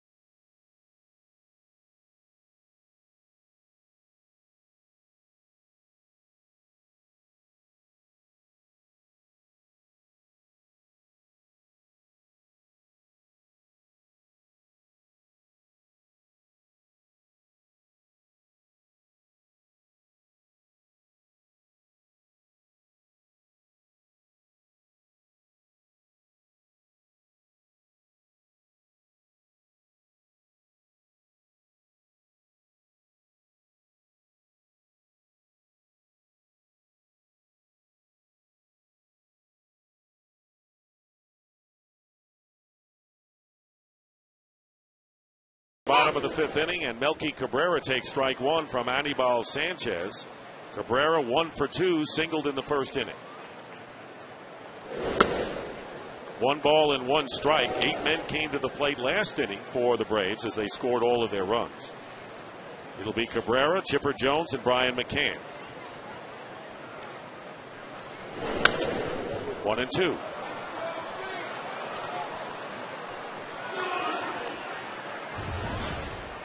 Anibal Sanchez 7-4 with a 3.18 earned run average. This is his 80th pitch of the game, and he gets Cabrera to swing on a pitch out of the strike zone. Talked to Edwin Rodriguez, the new Marlins manager, and asked him about the move when he pitched to Blanco with first base open and the pitcher on deck in the 4th, which backfired. Well, we were pitching we were trying to pitch him very careful. He just chased a breaking ball in the dirt. That was the plan. But then Anibal hang a breaking ball. I was thinking that I don't want to face Prado with the bases loaded in that situation. He was hitting right next to Hansen. Well, I want to congratulate you first and foremost on becoming the manager of the Florida Marlins. How are you feeling? Are you starting to get accustomed to it? Well, yes. I guess I would like to see more victories. But right now, I'm enjoying, and we're trying to stay in contention. That's the priority. One of the things you said was that you think that your team can manufacture runs more and run more, and we saw an example of that in the 2nd inning. Yes, I mean, we've been trying to do that, but then again, there's so many runs that you can manufacture. And again, we need the big inning. We need the clutch hitting. We need the big guys in the middle of the lineup to start producing. Well, Edwin, good luck to you. Congratulations, and we know the players adore you. Thank you very much. Go get them, Thank Skipper. You. All right, thanks. Chipper Jones takes a strike on the outside corner, 2-2. So I see how this works. I will ask the tough questions in the baseball situation. And I'll be the angel? And you'll be the angel congratulating him. And we're, well, thanks, Dick. I appreciate that. That's the roles. And as we've established, 2-2 pitch up high. Edwin Rodriguez, by the way, is the 128th different manager that Bobby Cox has faced. How about that? That's amazing. Truly amazing. And I like the fact that you did. You had to ask him that question. And his answer is that was skied to left field. And his answer was, well, he wanted Sanchez to pitch carefully to him, to maybe bounce some breaking balls and all that. So there are 2 down as Jones flies out to Coughlin. And there they are, 128 different managers that he has faced. And there's Don Sutton. Right. And Don Sutton tells a story about those situations when whether to pitch around a guy or not. Don Sutton said, I never wanted to pitch carefully to a guy. I wanted to either put him on base by intentionally walking him because I didn't want to make that same mistake that Anibal Sanchez just made. Hang a breaking ball when you're trying to pitch around somebody, bang, into center field it goes, and there's 2 runs. And, you know, Dennis Eckersley feels the same way. He says, what kind of a pitcher nibbles that tries to work the plate? I'm aggressive. And I want to just, you know, try to get the batter out. So you can understand the way Sutton and Eckersley feel. Don Sutton always. I'll just put 4 fingers up and I'll walk him. And he had a pretty good career doing that. I think so. Hall of Famer in his own right.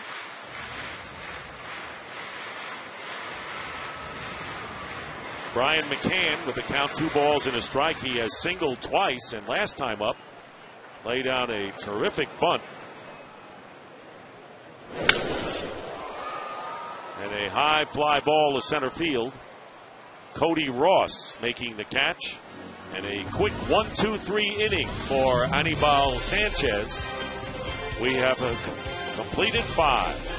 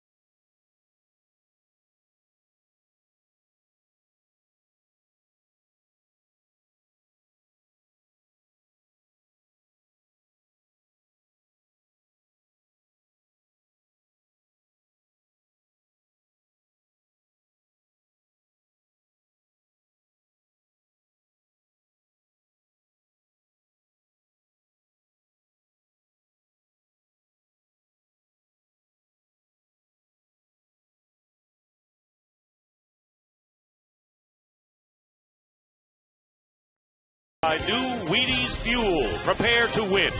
By Verizon, own the airwaves, the signal is yours. Verizon, rule the air. And by Chevrolet, every model is backed by a 100,000-mile, 5-year powertrain limited warranty.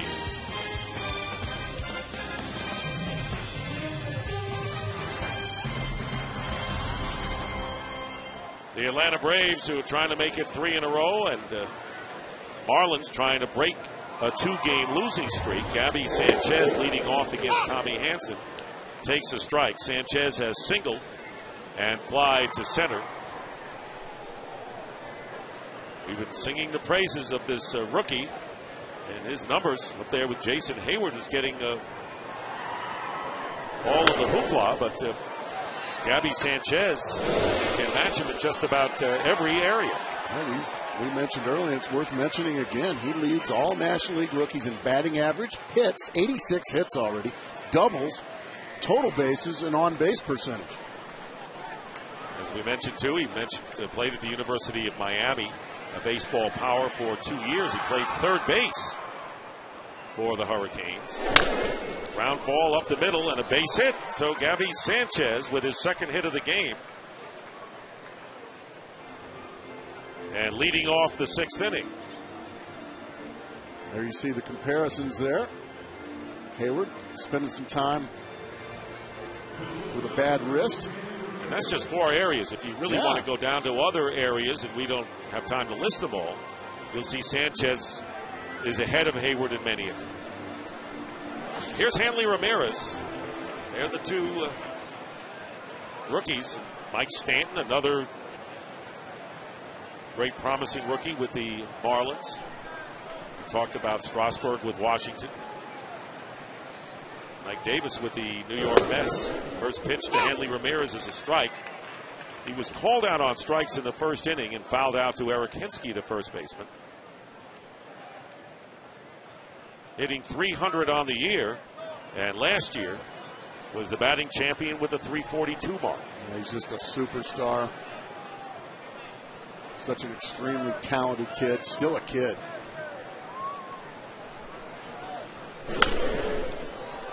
Well, Hansen has just been a strike machine the last couple or 3 innings. That was 94 miles an hour, and he's ahead of Hanley Ramirez, 2 strikes.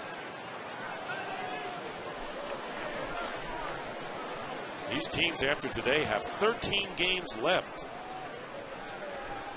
They'll be seeing a lot of each other in August and September. If you're a Marlins fan, you probably don't want it here in Turner Field. These Braves just refuse to lose here. On the same token, if the Marlins, who trailed by 9.5 games to the Braves, at least they're going to have a lot of opportunities. That's exactly true. Against the Braves and some of the other NL East clubs. Just missing. And 1-2 the count to Hanley Ramirez. Tommy Hansen's only start against the Marlins here last year was in August. And he was the winning pitcher working 7 innings as you take a look at the standings with the Mets, who after a slow start have come back big time, and the Phillies continue to have their problems, especially offensively. Oh, what a pitch. 94 miles an hour gets Hanley Ramirez for the second time in the game, and the 4th strikeout of the game for Hansen. Well, that's worth another look here, folks. Let's see. Once again, strike 1. It's been that way the entire day. Fastball in. Then a good breaking ball to set up this fastball right on the outside corner and right past Hanley Ramirez. That's one of the best hitters in the game right there that just got an education from young Tommy Hansen. 4 strikeouts and no walks to Jorge Cantu, who was 0 for 1, was hit by a pitch his last time up. Hansen has hit 2 Florida batters. And the count is 1-0 to Cantu, who moved to third base this year, played first last season. 3rd year with the Marlins, also played with the Rays and the Cincinnati Reds. 4-1 in favor of Atlanta. Sanchez with a leadoff single on at first with 1 away. We're in the 6th. Fastball and a strike, and he's very consistent at 94 miles an hour. He's been right around 94 with just about every fastball. Well, he's just really located it well today, too, Dick. Inside corner, outside corner, nothing in the middle of the plate all day long.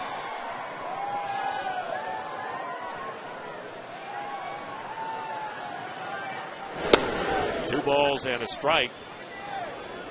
He said, I've been trying to make the perfect pitch. That's been his problem, he thought, plus the mechanical things that you talked about with Roger McDowell. And he said that I should just be aggressive. There was even some thought that maybe he was tipping some of his pitches. 2 balls and a strike to Cantu. Breaking ball and a foul ball. Well, I think also, Dick, when you're talking about mechanics, sometimes the most important mechanics are the ones between your ears. And a lot of times even pitchers with the talent of Tommy Hanson, I mean, some of the best talent you'll see on a mound, even they sometimes will lose a little confidence and start having to think that I've got to make the perfect pitch to get this guy out. No, you don't. You don't have to make the perfect pitch. And I think he's finding that out, and I think that's something that Roger McDowell had to instill in him.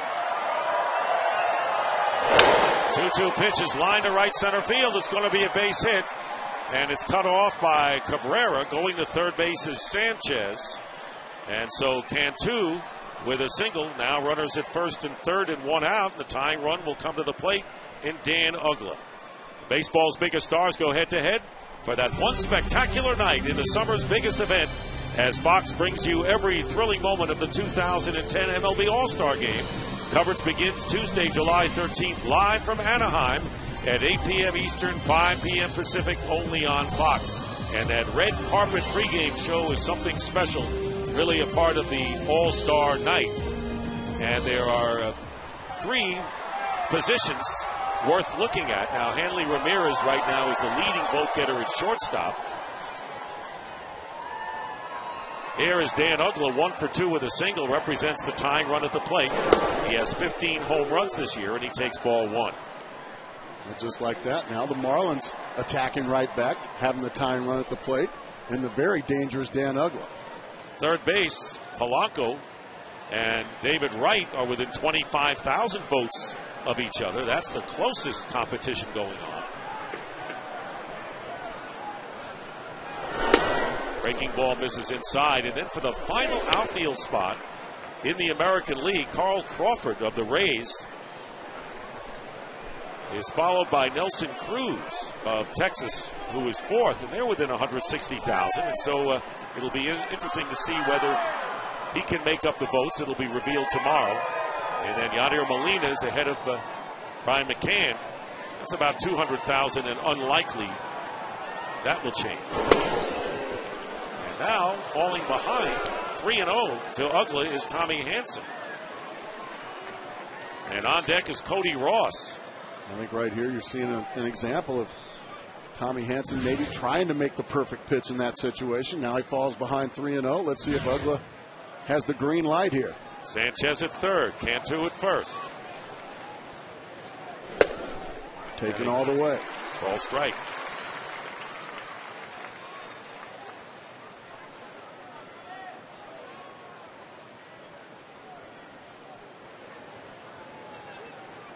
So a big opportunity for the Marlins, who have left 3 men on base thus far in the game. Runners at first and third and one out. 3-1 to Uggla. And it's ball 4 outside. Uggla delayed a bit. And that is the first walk of the game issued by Tommy Hanson, and that will load the bases. Sanchez remains at third. Cantu moves to second. Uggla at first, and Cody Ross coming to the plate. And let's pick up sounds of the game. Let's listen to Cody Ross of the Marlins.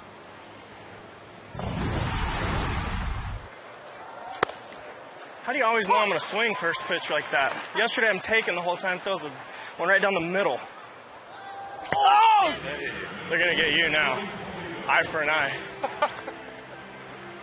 Right in the back? Right in the back of the shoulder. It's weird. He has a sense of humor. Great. Cody Ross, who was hit by a pitch.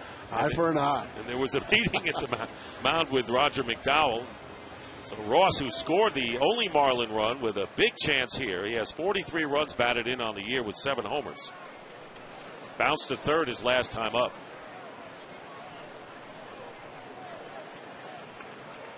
Ross has been up 10 times this year with the bases loaded and has 4 hits. He's a very good fastball hitter. 1 out. Strike 1. He got a perfect fastball there at the knees on the outside corner. Quality pitch there by Hanson. And that reached 96 miles an hour. Alex Sanabia, the rookie right-hander, is throwing in the Florida bullpen. Marlins trying to get back in this game, trailing 4-1. One point they led 1-0. Fastball is inside. They got their run in the second inning, and then 4 big runs for the Braves in the fourth. And that's been the story. The men on base. Hansen facing Ross. Ross, the go-ahead run.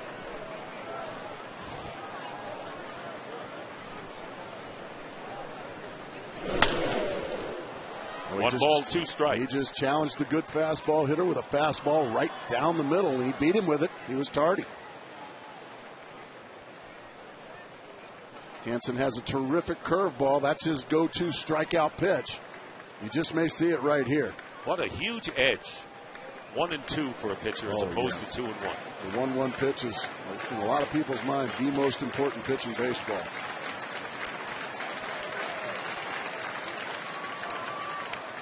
Tom Boswell, an outstanding baseball writer for the Washington Post, wrote a story a couple of weeks ago how he really broke down, compared the good hitters and the hitters not so good who play so well. The 1-1 pitch is the key. So right now it's 1 and 2. Almost got fooled. He did throw that curveball, and he did not get it. Bobby Cox has given Eric Cooper an earful from the Atlanta dugout. Very close. Very close was this pitch. He had to have called this high. I guess.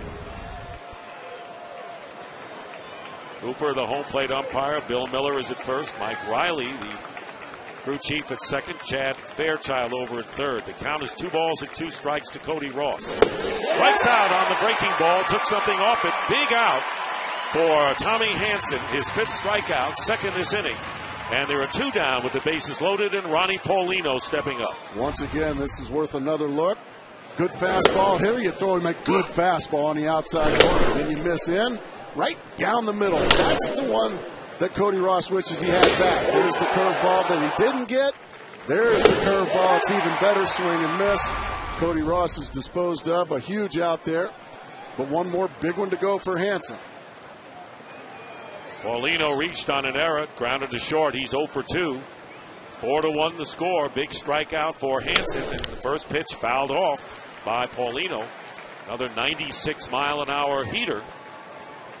Boy, isn't it nice when you're that young to, when times are tough and you got the bases loaded and you're trying to hang on to a lead, you can reach back and get 96 miles an hour.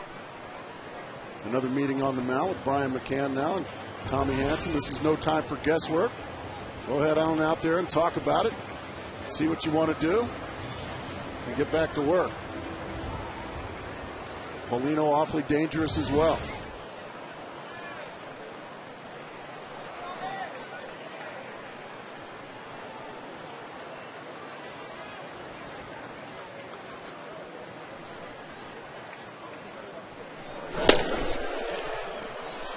Ball and 1 strike.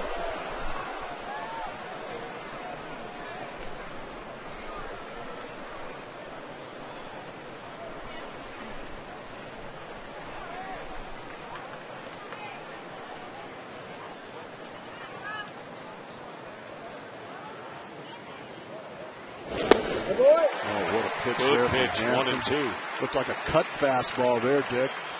Boy, he executed it perfectly.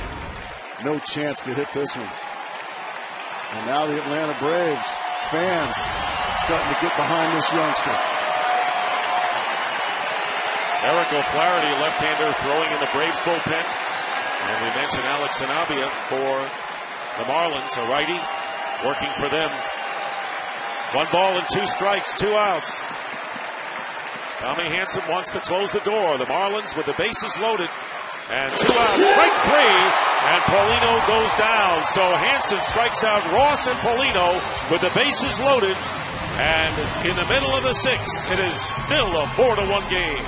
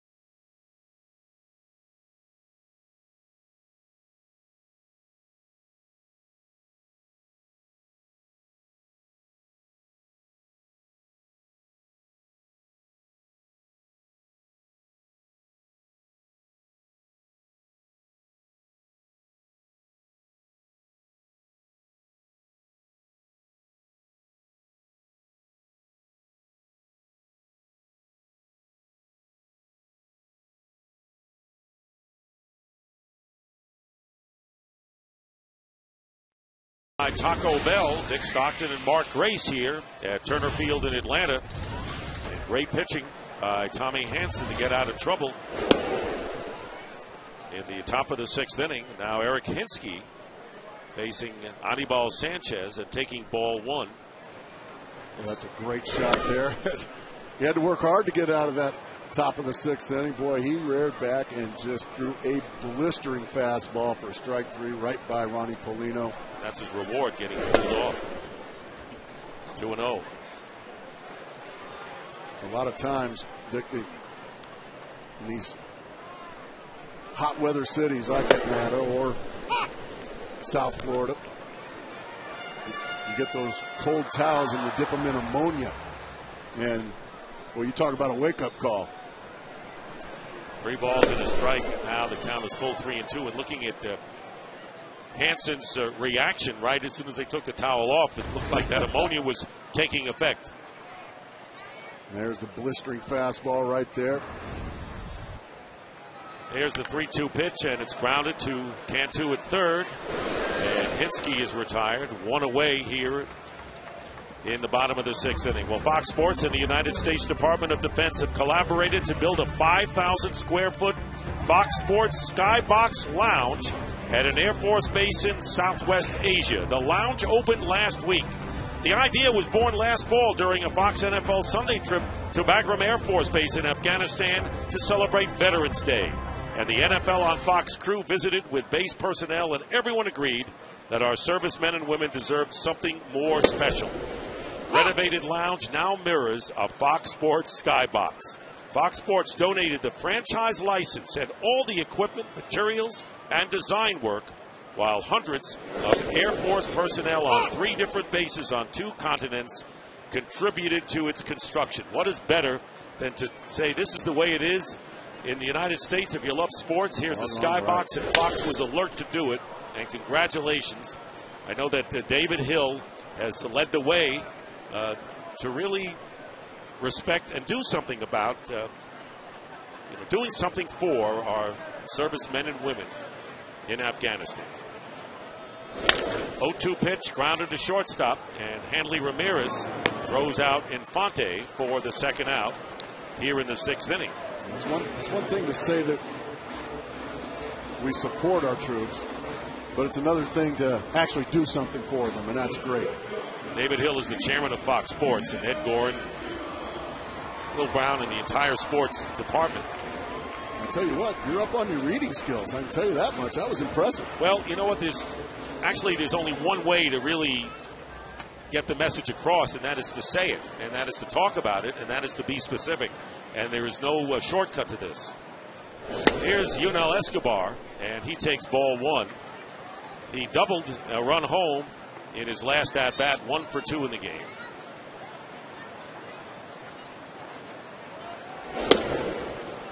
Ball strike 1-1. Sanchez has retired 6 in a row, and now he has gone over 100 pitches for the game. It's just been the one bad inning for him, and that was the 4th. 4-run 4th. Other than that, Sanchez has been in complete command, and I still think that still baffled by the decision to go after Gregor Blanco in that situation. Well, it's a matter of not giving him anything good. I think that's what Edwin Rodriguez had hoped that Sanchez was going to do, and not give Blanco a good pitch to him, and get the out, but the pitch was too good, and Gregor Blanco singled sharply to center field, and the strategy backfired. 2 runs came across, and thus the 4-1 lead. Yeah, without a doubt, that is the story of this ball game. Here's the 1-2 to Escobar, just missing away. Sanchez came in the Hanley Ramirez trade from the Red Sox back in 2005. Josh Beckett and Mike Lowell went to Boston. Red Sox winning a world championship helped by that deal, and certainly, and the Marlins helped by getting a couple of young players, including, as you say, a young superstar on the verge. On right, Hanley Ramirez and this young man. And all 4. And Escobar draws a walk.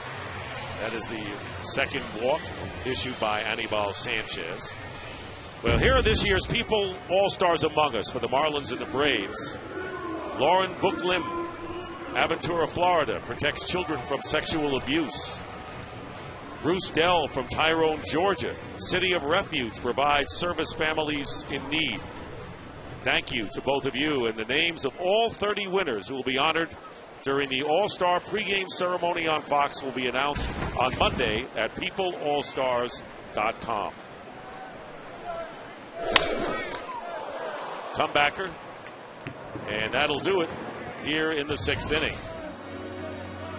4-1, the Braves lead the Marlins and will return to Atlanta after a word from your local Fox station.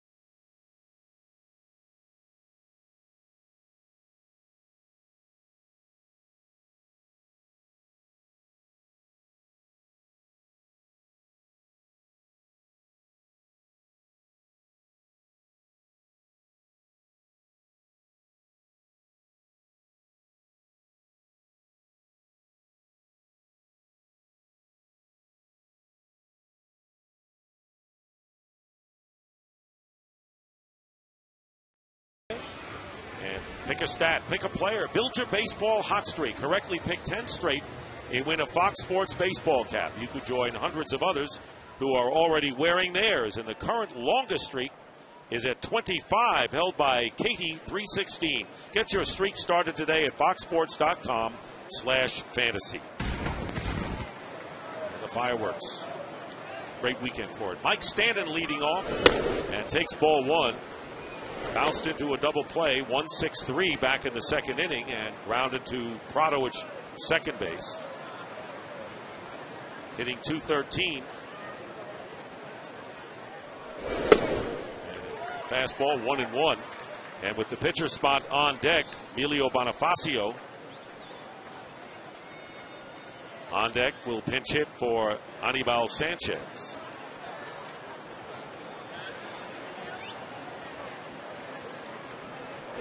Now back, Jose Veras, who the Marlins have high hopes for, and becoming one of the players to pitches to strengthen their bullpen, which has been one of their major problems.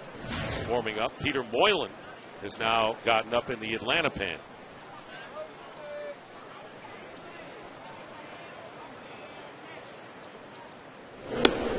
Two balls and two strikes to Stanton.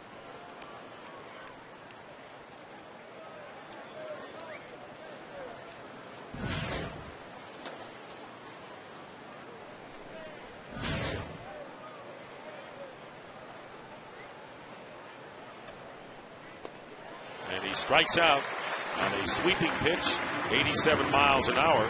That's the 7th strikeout of the game, 3rd in a row for Hansen.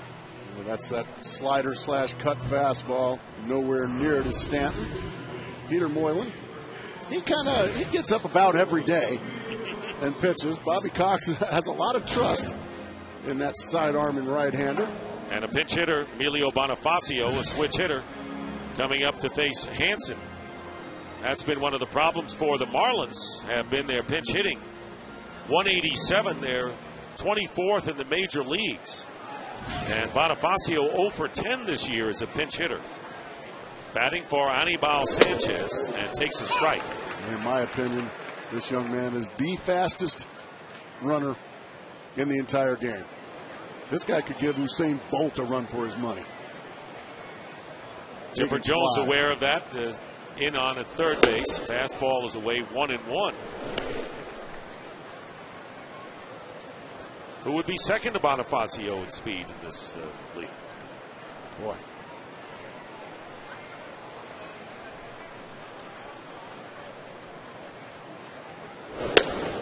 Nigel Morgan can fly from the Washington Nationals. Carl Crawford. Oh, yeah. That's a big man that can fly.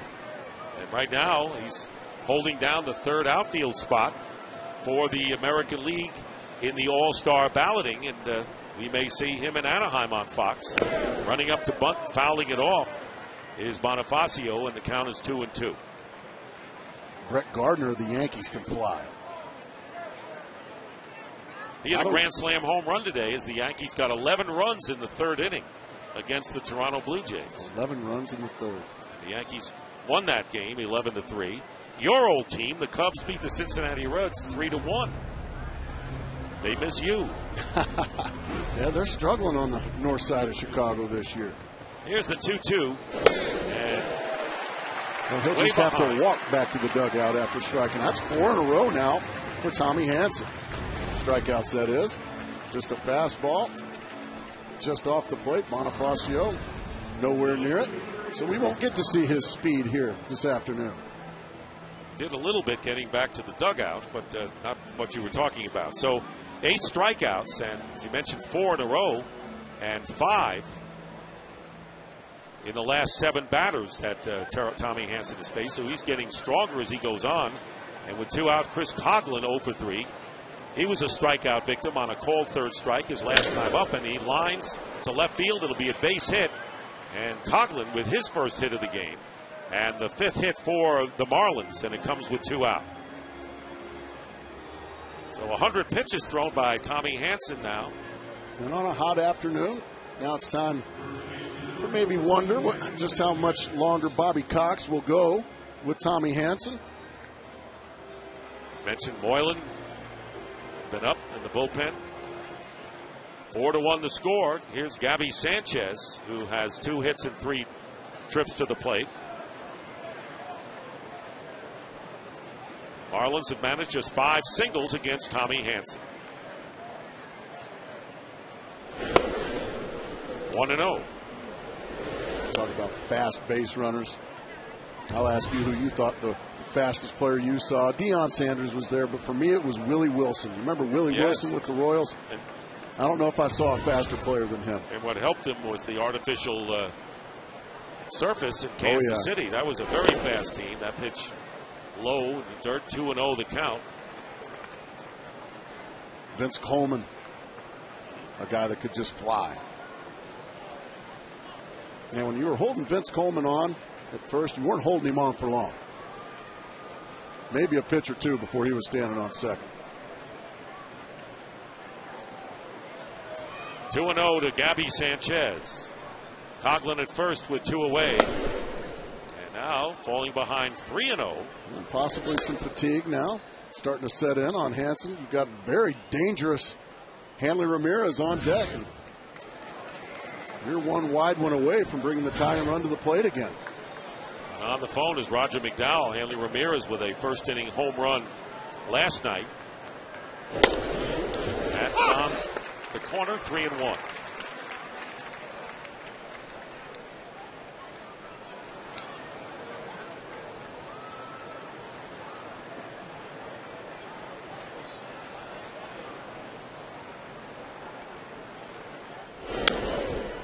Fastball fouled back, and that was a good pitch for Sanchez to hit. That's just a no-nonsense fastball right there. I'm going to throw you a strike, and I'm throwing it right down the middle. What do you got? Well, in that respect, I mean, that is just center cut, thigh high, and he fouled it back. He made a beautiful swing at it, but just fouled it back. And once again, these Braves fans trying to get behind Tommy Hanson. They want to see him strike out the side. Struck out the side last inning. Around a couple of hits and a walk. There goes the runner. 3-2 pitch. Way outside, ball 4. And that's the second walk in as many innings for Hanson. And now the runners are at first and second, all with 2 out. And the dangerous Hanley Ramirez coming up. And Bobby Cox coming out of the dugout, and he's going to make the move right here. And we will take a break. Good pitching by Tommy Hanson to get out of trouble last inning. And now Bobby Cox doesn't want to take any more chances. We'll be back to Atlanta in just a moment.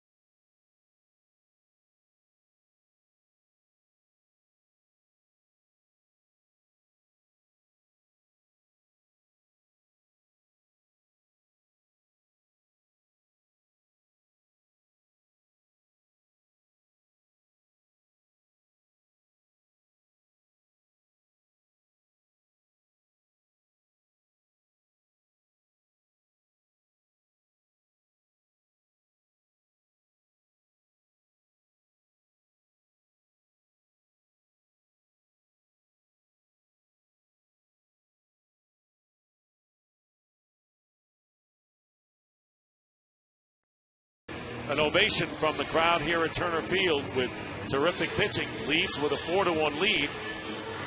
Well-deserved standing ovation. Looking for his 8th win of the year. And Peter Moylan coming in. But it was last inning with the bases loaded that he showed his best. Struck out the side, but getting the last 2 hitters in particular, Mark. Oh, so impressive.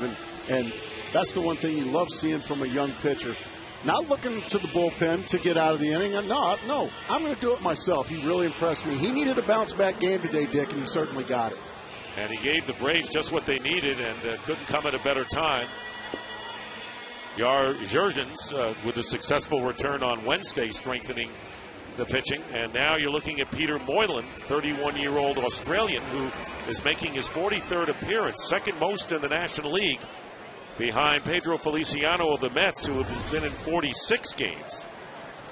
Pitched 2/3 of an inning last night, facing Hanley Ramirez, with runners at first and second and 2 out. Representing the tying run at the plate is Ramirez, takes a strike, and this was in the first inning. Hanley Ramirez hits the solo shot off of Chris Medlin to center field. And Ramirez now with 13 homers, 52 runs batted in, and 1 swing of the bat would bring the Marlins back here against Moylan, who's ahead of him 0-1. Fastball, strike 2. Well, you can't throw 2 more quality pitches at the bottom of the kneecaps than Moylan has in the first 2 pitches. Right at the bottom of the kneecaps. Ramirez thinks they're low, but boy, those are tough pitches. Hanley Ramirez 3 for 10 against Peter Moylan. So he has been a little bit more than respectable. Coughlin is at second. Gabby Sanchez at first. Sidearm pitch, strike 3. And Hanley Ramirez goes down for the third time in the game. And Moylan gets the Braves out of trouble.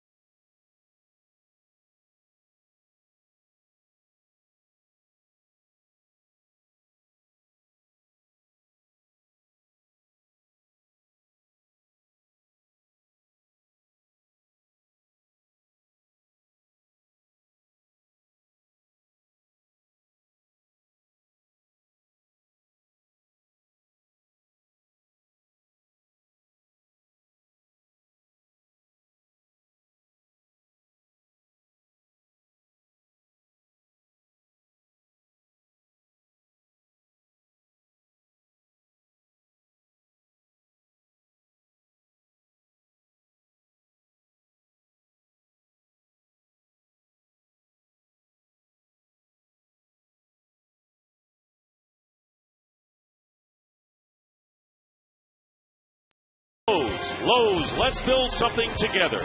By Scott's, official lawn care company of Major League Baseball. And by new Gillette Fusion Pro Glide. Turn shaving into gliding and skeptics into believers.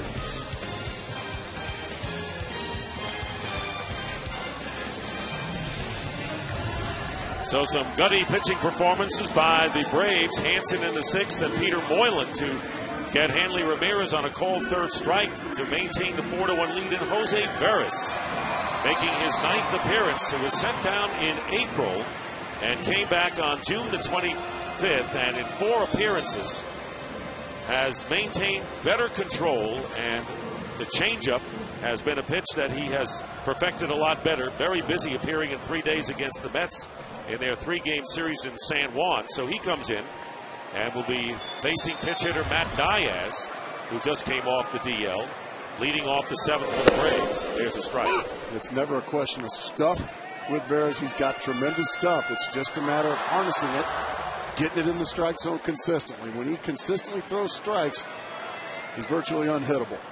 Diaz is 2 for 10 as a pinch hitter. He's batting for Moylan, so we'll see a third Brave pitcher when the Marlins come up in the 8th inning. 1-1 the count to Diaz.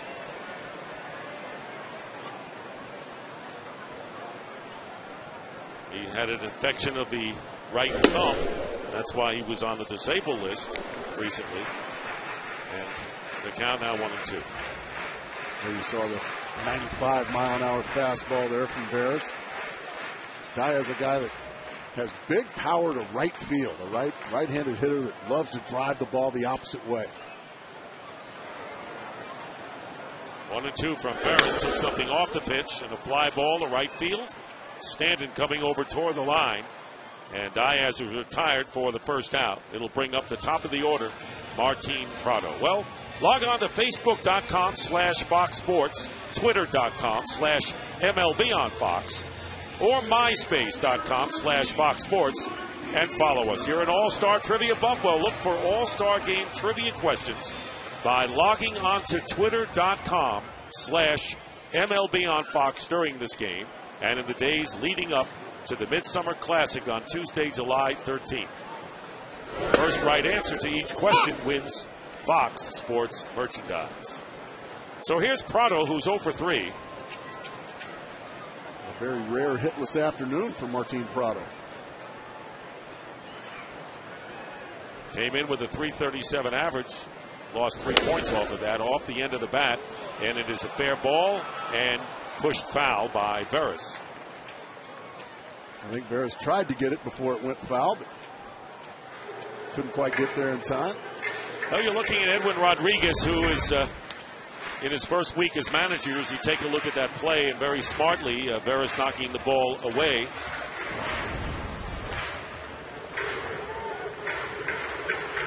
And Edwin Rodriguez, who has a nickname, Gallo, which means rooster in Spanish. And that has been his nickname since he was a kid. And he's been pretty close to some managers. Jose, or I should say, Ozzie Guillen called him with tips about what to do, called him several times during the last week. And he says, look, I don't want to be like you and start screaming at everybody. I want to have my own style, and as we see, Edwin does. 1-2 the count to Prado. With 1 out here in the Braves' 7th inning. Atlanta in front 4-1. Just missed with 97 miles an hour. Wasn't it Rick Burleson, old shortstop for the Boston Red Sox, was the rooster, wasn't he? Talked about the house cleaning by the Marlins with Freddie Gonzalez out. There's a fly ball to left field and a base hit for Prado. So Prado gets his first hit of the ball game. And that is the 8th hit. So Gonzalez replaced by Rodriguez. They're the other coaches who were out. And Brandon Hyde, the new bench coach. John Maley, the new hitting coach. And Tariq Brock. And all of the replacements came from the system, came from the minor league system of the Marlins. So congratulations to all those men. And unfortunately, the guys who's out. Unfortunately, this game, a lot of times, a lot of good men lose their jobs or get fired or are forced out. And that's the situation with a lot of those guys. Melky Cabrera, 1-0 to him. Cabrera 1 for 3 with a first inning single. Takashi Saito, veteran right-hander, warming up in the bullpen. And with Diaz coming up to pinch hit for Moylan. Appears to be coming in the 8th inning.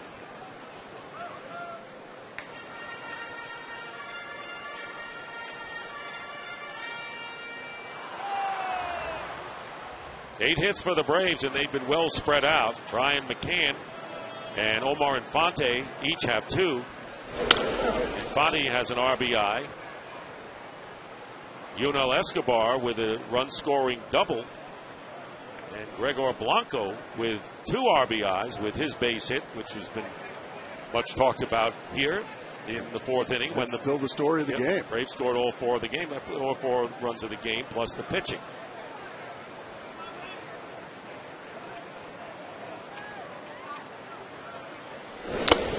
Ball getting away, and there goes the runner.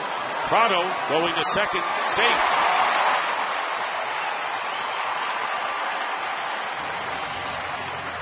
And a wild pitch is charged to Jose Veras. Polino has no chance there. A fastball spiked into the ground. It actually hits the shin guard of umpire Eric Cooper, bounces away. Prado a good jump, got in safely.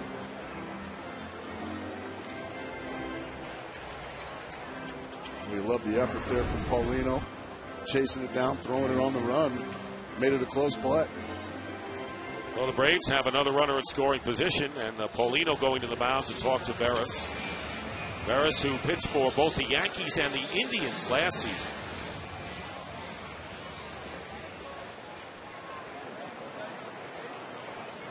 It's 3.5 years with the Yankees. There's Prado, who singled with 1 out, advanced on the wild pitch, and the count 2-1 to Melky Cabrera with Chipper Jones on deck.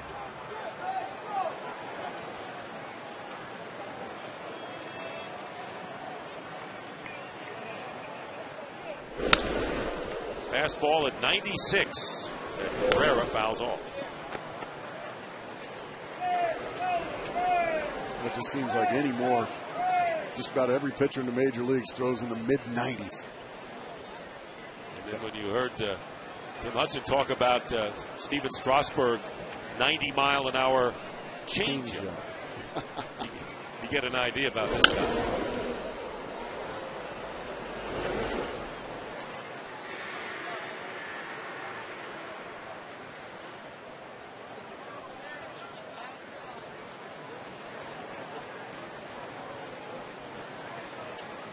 The Mets are playing the Washington Nationals. Steven Strasburg worked 5 innings. He has since been replaced. 2-2 is that score in the 8th inning. And taking a wild swing, strike 3 to throw the first base for the second out as Prado remains at second. And here is Chipper Jones. Chipper Jones smacked his 431st career home run against the Tigers on June the 26th. But the story was, after he jogged onto the field for the 8th inning, all of his teammates remained in the dugout, and he stood alone in the infield for a long ovation from the Braves fans. That was nice. Well, that is a group full of guys in that Atlanta Brave dugout that gets it. They get it. Incredible respect for Chipper Jones, who's at the plate, 0 for 2 with a walk, and has scored one of the Braves' runs in that 4th inning. Prado with the lead at second base. Strike 1 to Chipper Jones. Most home runs by a switch hitter. Look at that company. Mickey Mantle, Eddie Murray, and Chipper Jones. 1, 2, 3. Wow.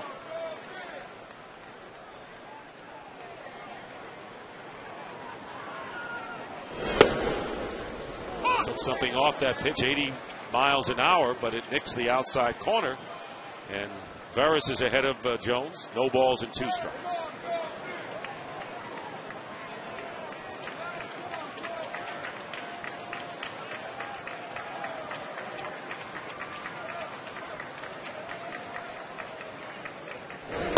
And strike 3. An off-speed breaking ball.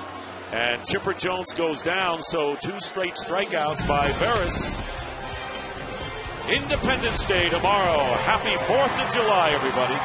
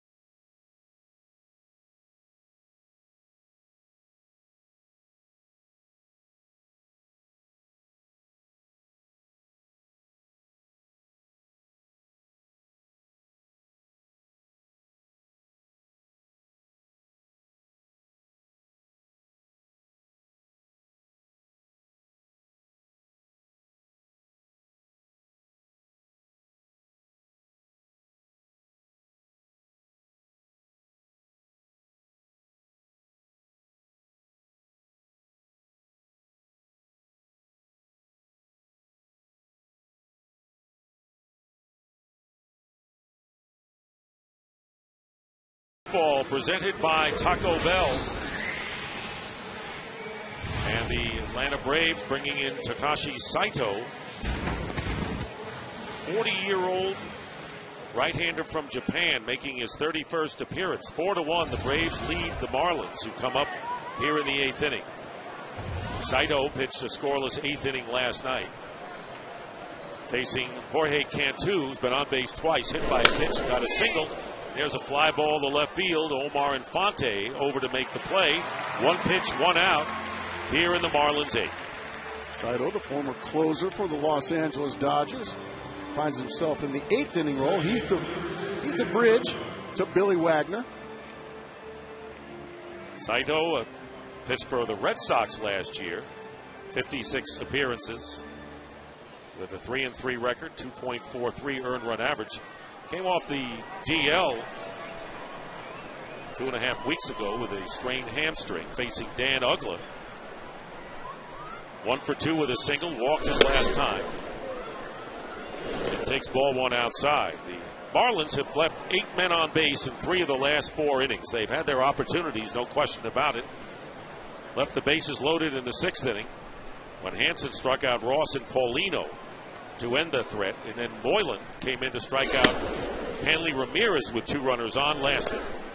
They certainly had their opportunities. Give Hansen credit for pitching out of a lot of jams, but also Peter Moylan coming in and facing the most dangerous hitter on the Florida Marlins and striking him out looking on 3 pitches. 2-0 the count to Dan Uggla. Base hit to the opposite field, and Uggla is aboard for the 3rd time in the game. That's his 2nd hit, and 6 hits in all for the Marlins. Well, MLB's All-Star Game celebration begins tomorrow at TBS with the All-Star Selection Show.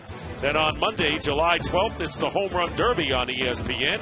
And then Tuesday, July 13th, it's the Red Carpet Show on the MLB Network, all leading up to the 2010 MLB All-Star Game on Tuesday, July 13th at 8 o'clock Eastern, 5 Pacific, right here on Fox. And as Cody Ross comes to the plate with 1 out and 1 on. You know, the question that has been asked about the All-Stars, and there's a base hit again, hit to right field. So Uggla and Ross go the opposite way, back-to-back singles on back-to-back pitches. And the Marlins, with runners at first and second, 1 out, and the tying run again will come to the plate. Ronnie Paulino coming up. 3rd inning in a row now where these Florida Marlins continue to battle and battle. They've gotten them on and gotten them over. They just haven't gotten them in today. Paulino is 0 for 3, reached on an error, as grounded out and struck out, but facing Saito for the first time. Uggla at second, Ross at first, 1 away, 4-1 in favor of the Braves. And there's the breaking ball, and it misses 1-0.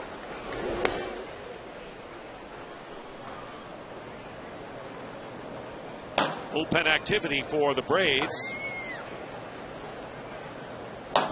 That's Eric O'Flaherty, the left-hander out there in the bullpen.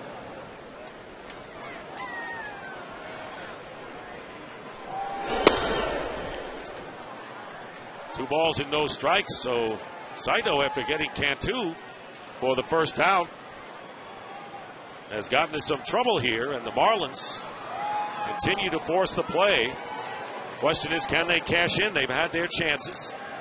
2 balls and no strikes. Paulino should get a good pitch here, and he fouls it off right above the Braves dugout. For a breaking ball for a strike there on 2-0. So a gutsy pitch there from Saito, but he pulled it off.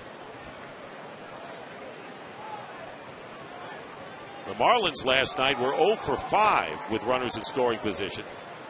Today, 0 for 6. They've got a chance here.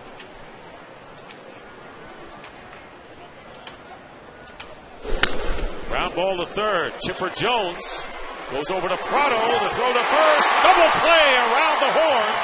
And the second double play pulled off by the Braves gets him out of more trouble again. And we've completed 7.5, and it is still the Braves over the Marlins 4-1.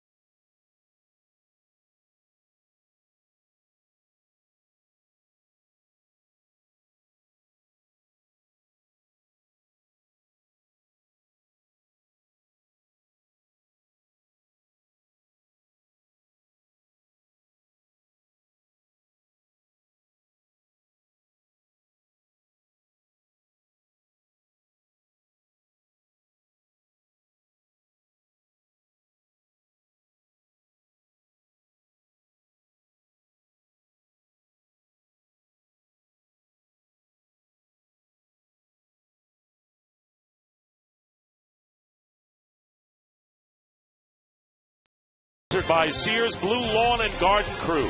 By Coppertone Sport, outshine so you can enjoy the sun. And by DirecTV, watch and record in multiple rooms with just one DVR.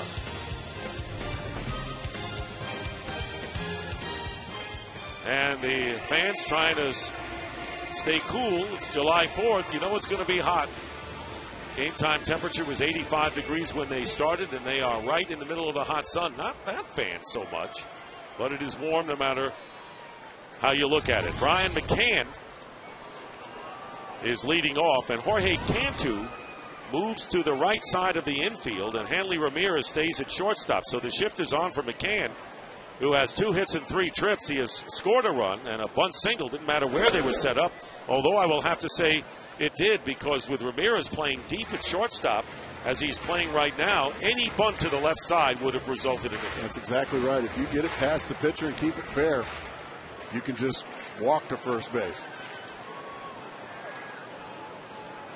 4-1 the score, and Billy Wagner, the Braves closer, as you indicated, warming up in the bullpen, ready to come in the 9th inning in a save opportunity to this point. He probably won't be too happy because he blew a save here last night.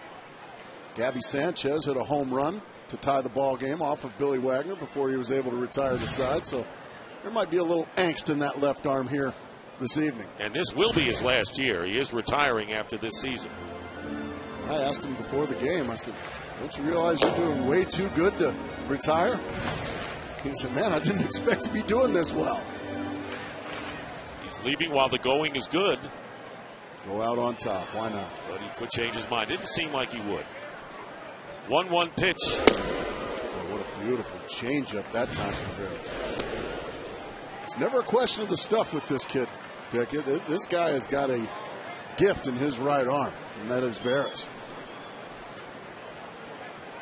Barris came in last inning and struck out Cabrera and Jones in the situation with Prado in scoring position. 2 balls and 2 strikes to McCann. Barris, 29-year-old Dominican. First year with the Marlins in his 5th season.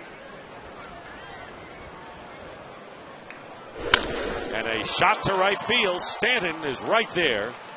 And McCann is retired for the first out. Let's take a look at Bobby Cox's brilliant career.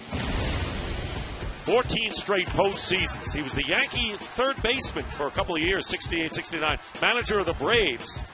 And then he went to Toronto to manage them from 82 to 85 and has been the Atlanta Braves manager the second time from 1990 to 2010. 4th all-time in victories, age 69, as Eric Hinsky goes around for the swing as they check with Chad Fairchild, and it's 0-1. And one of a kind. Talk about John McGraw, Connie Mack, Tony La Russa, 3rd in the number of victories, and right behind is Bobby Cox. When you talk to any player that's ever played for him, they just love their time that they got to spend playing under Bobby Cox. Tough but fair. Stands up for his players, backs his players.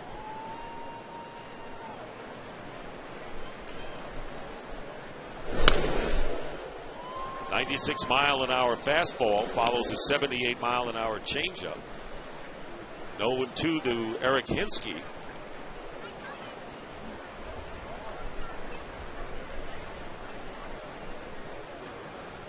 Braves are his 6th team. Here's the 0-2. Changeup. Slow roller to the right side. Gabby Sanchez with the unassisted play, and there are 2 down. Omar Infante, who has 2 hits, coming to the plate with 2 down here in the bottom of the 8th inning.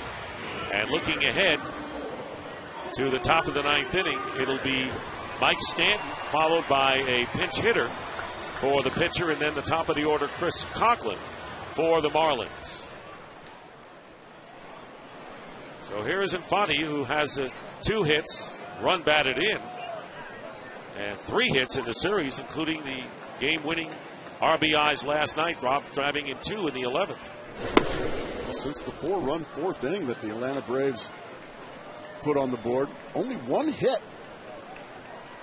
So the Florida Marlins bullpen has come in and done a good job of restoring order. But so has the Atlanta bullpen.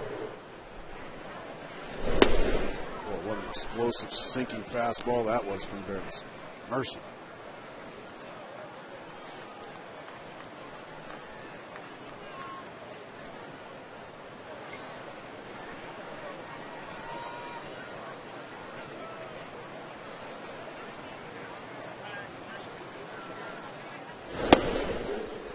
On the outside corner, fastball.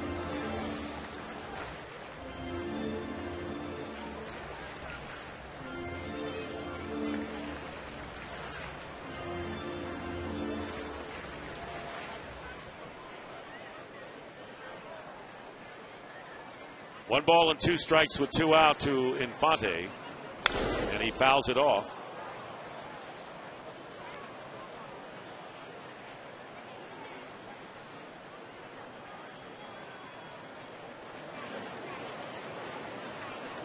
The Atlanta Braves 39-19 since they ended a 9-game losing streak back on April the 30th. We talked to Tim Hudson, who was on the mic with us, talked about, I don't know what the problem was. We had a good club coming out of spring training. Just strike 3, and Infante goes down. So Jose Veras does a good job of pitching. Retires the last 5 he faces. Last chance for the Marlins in the 9th coming up.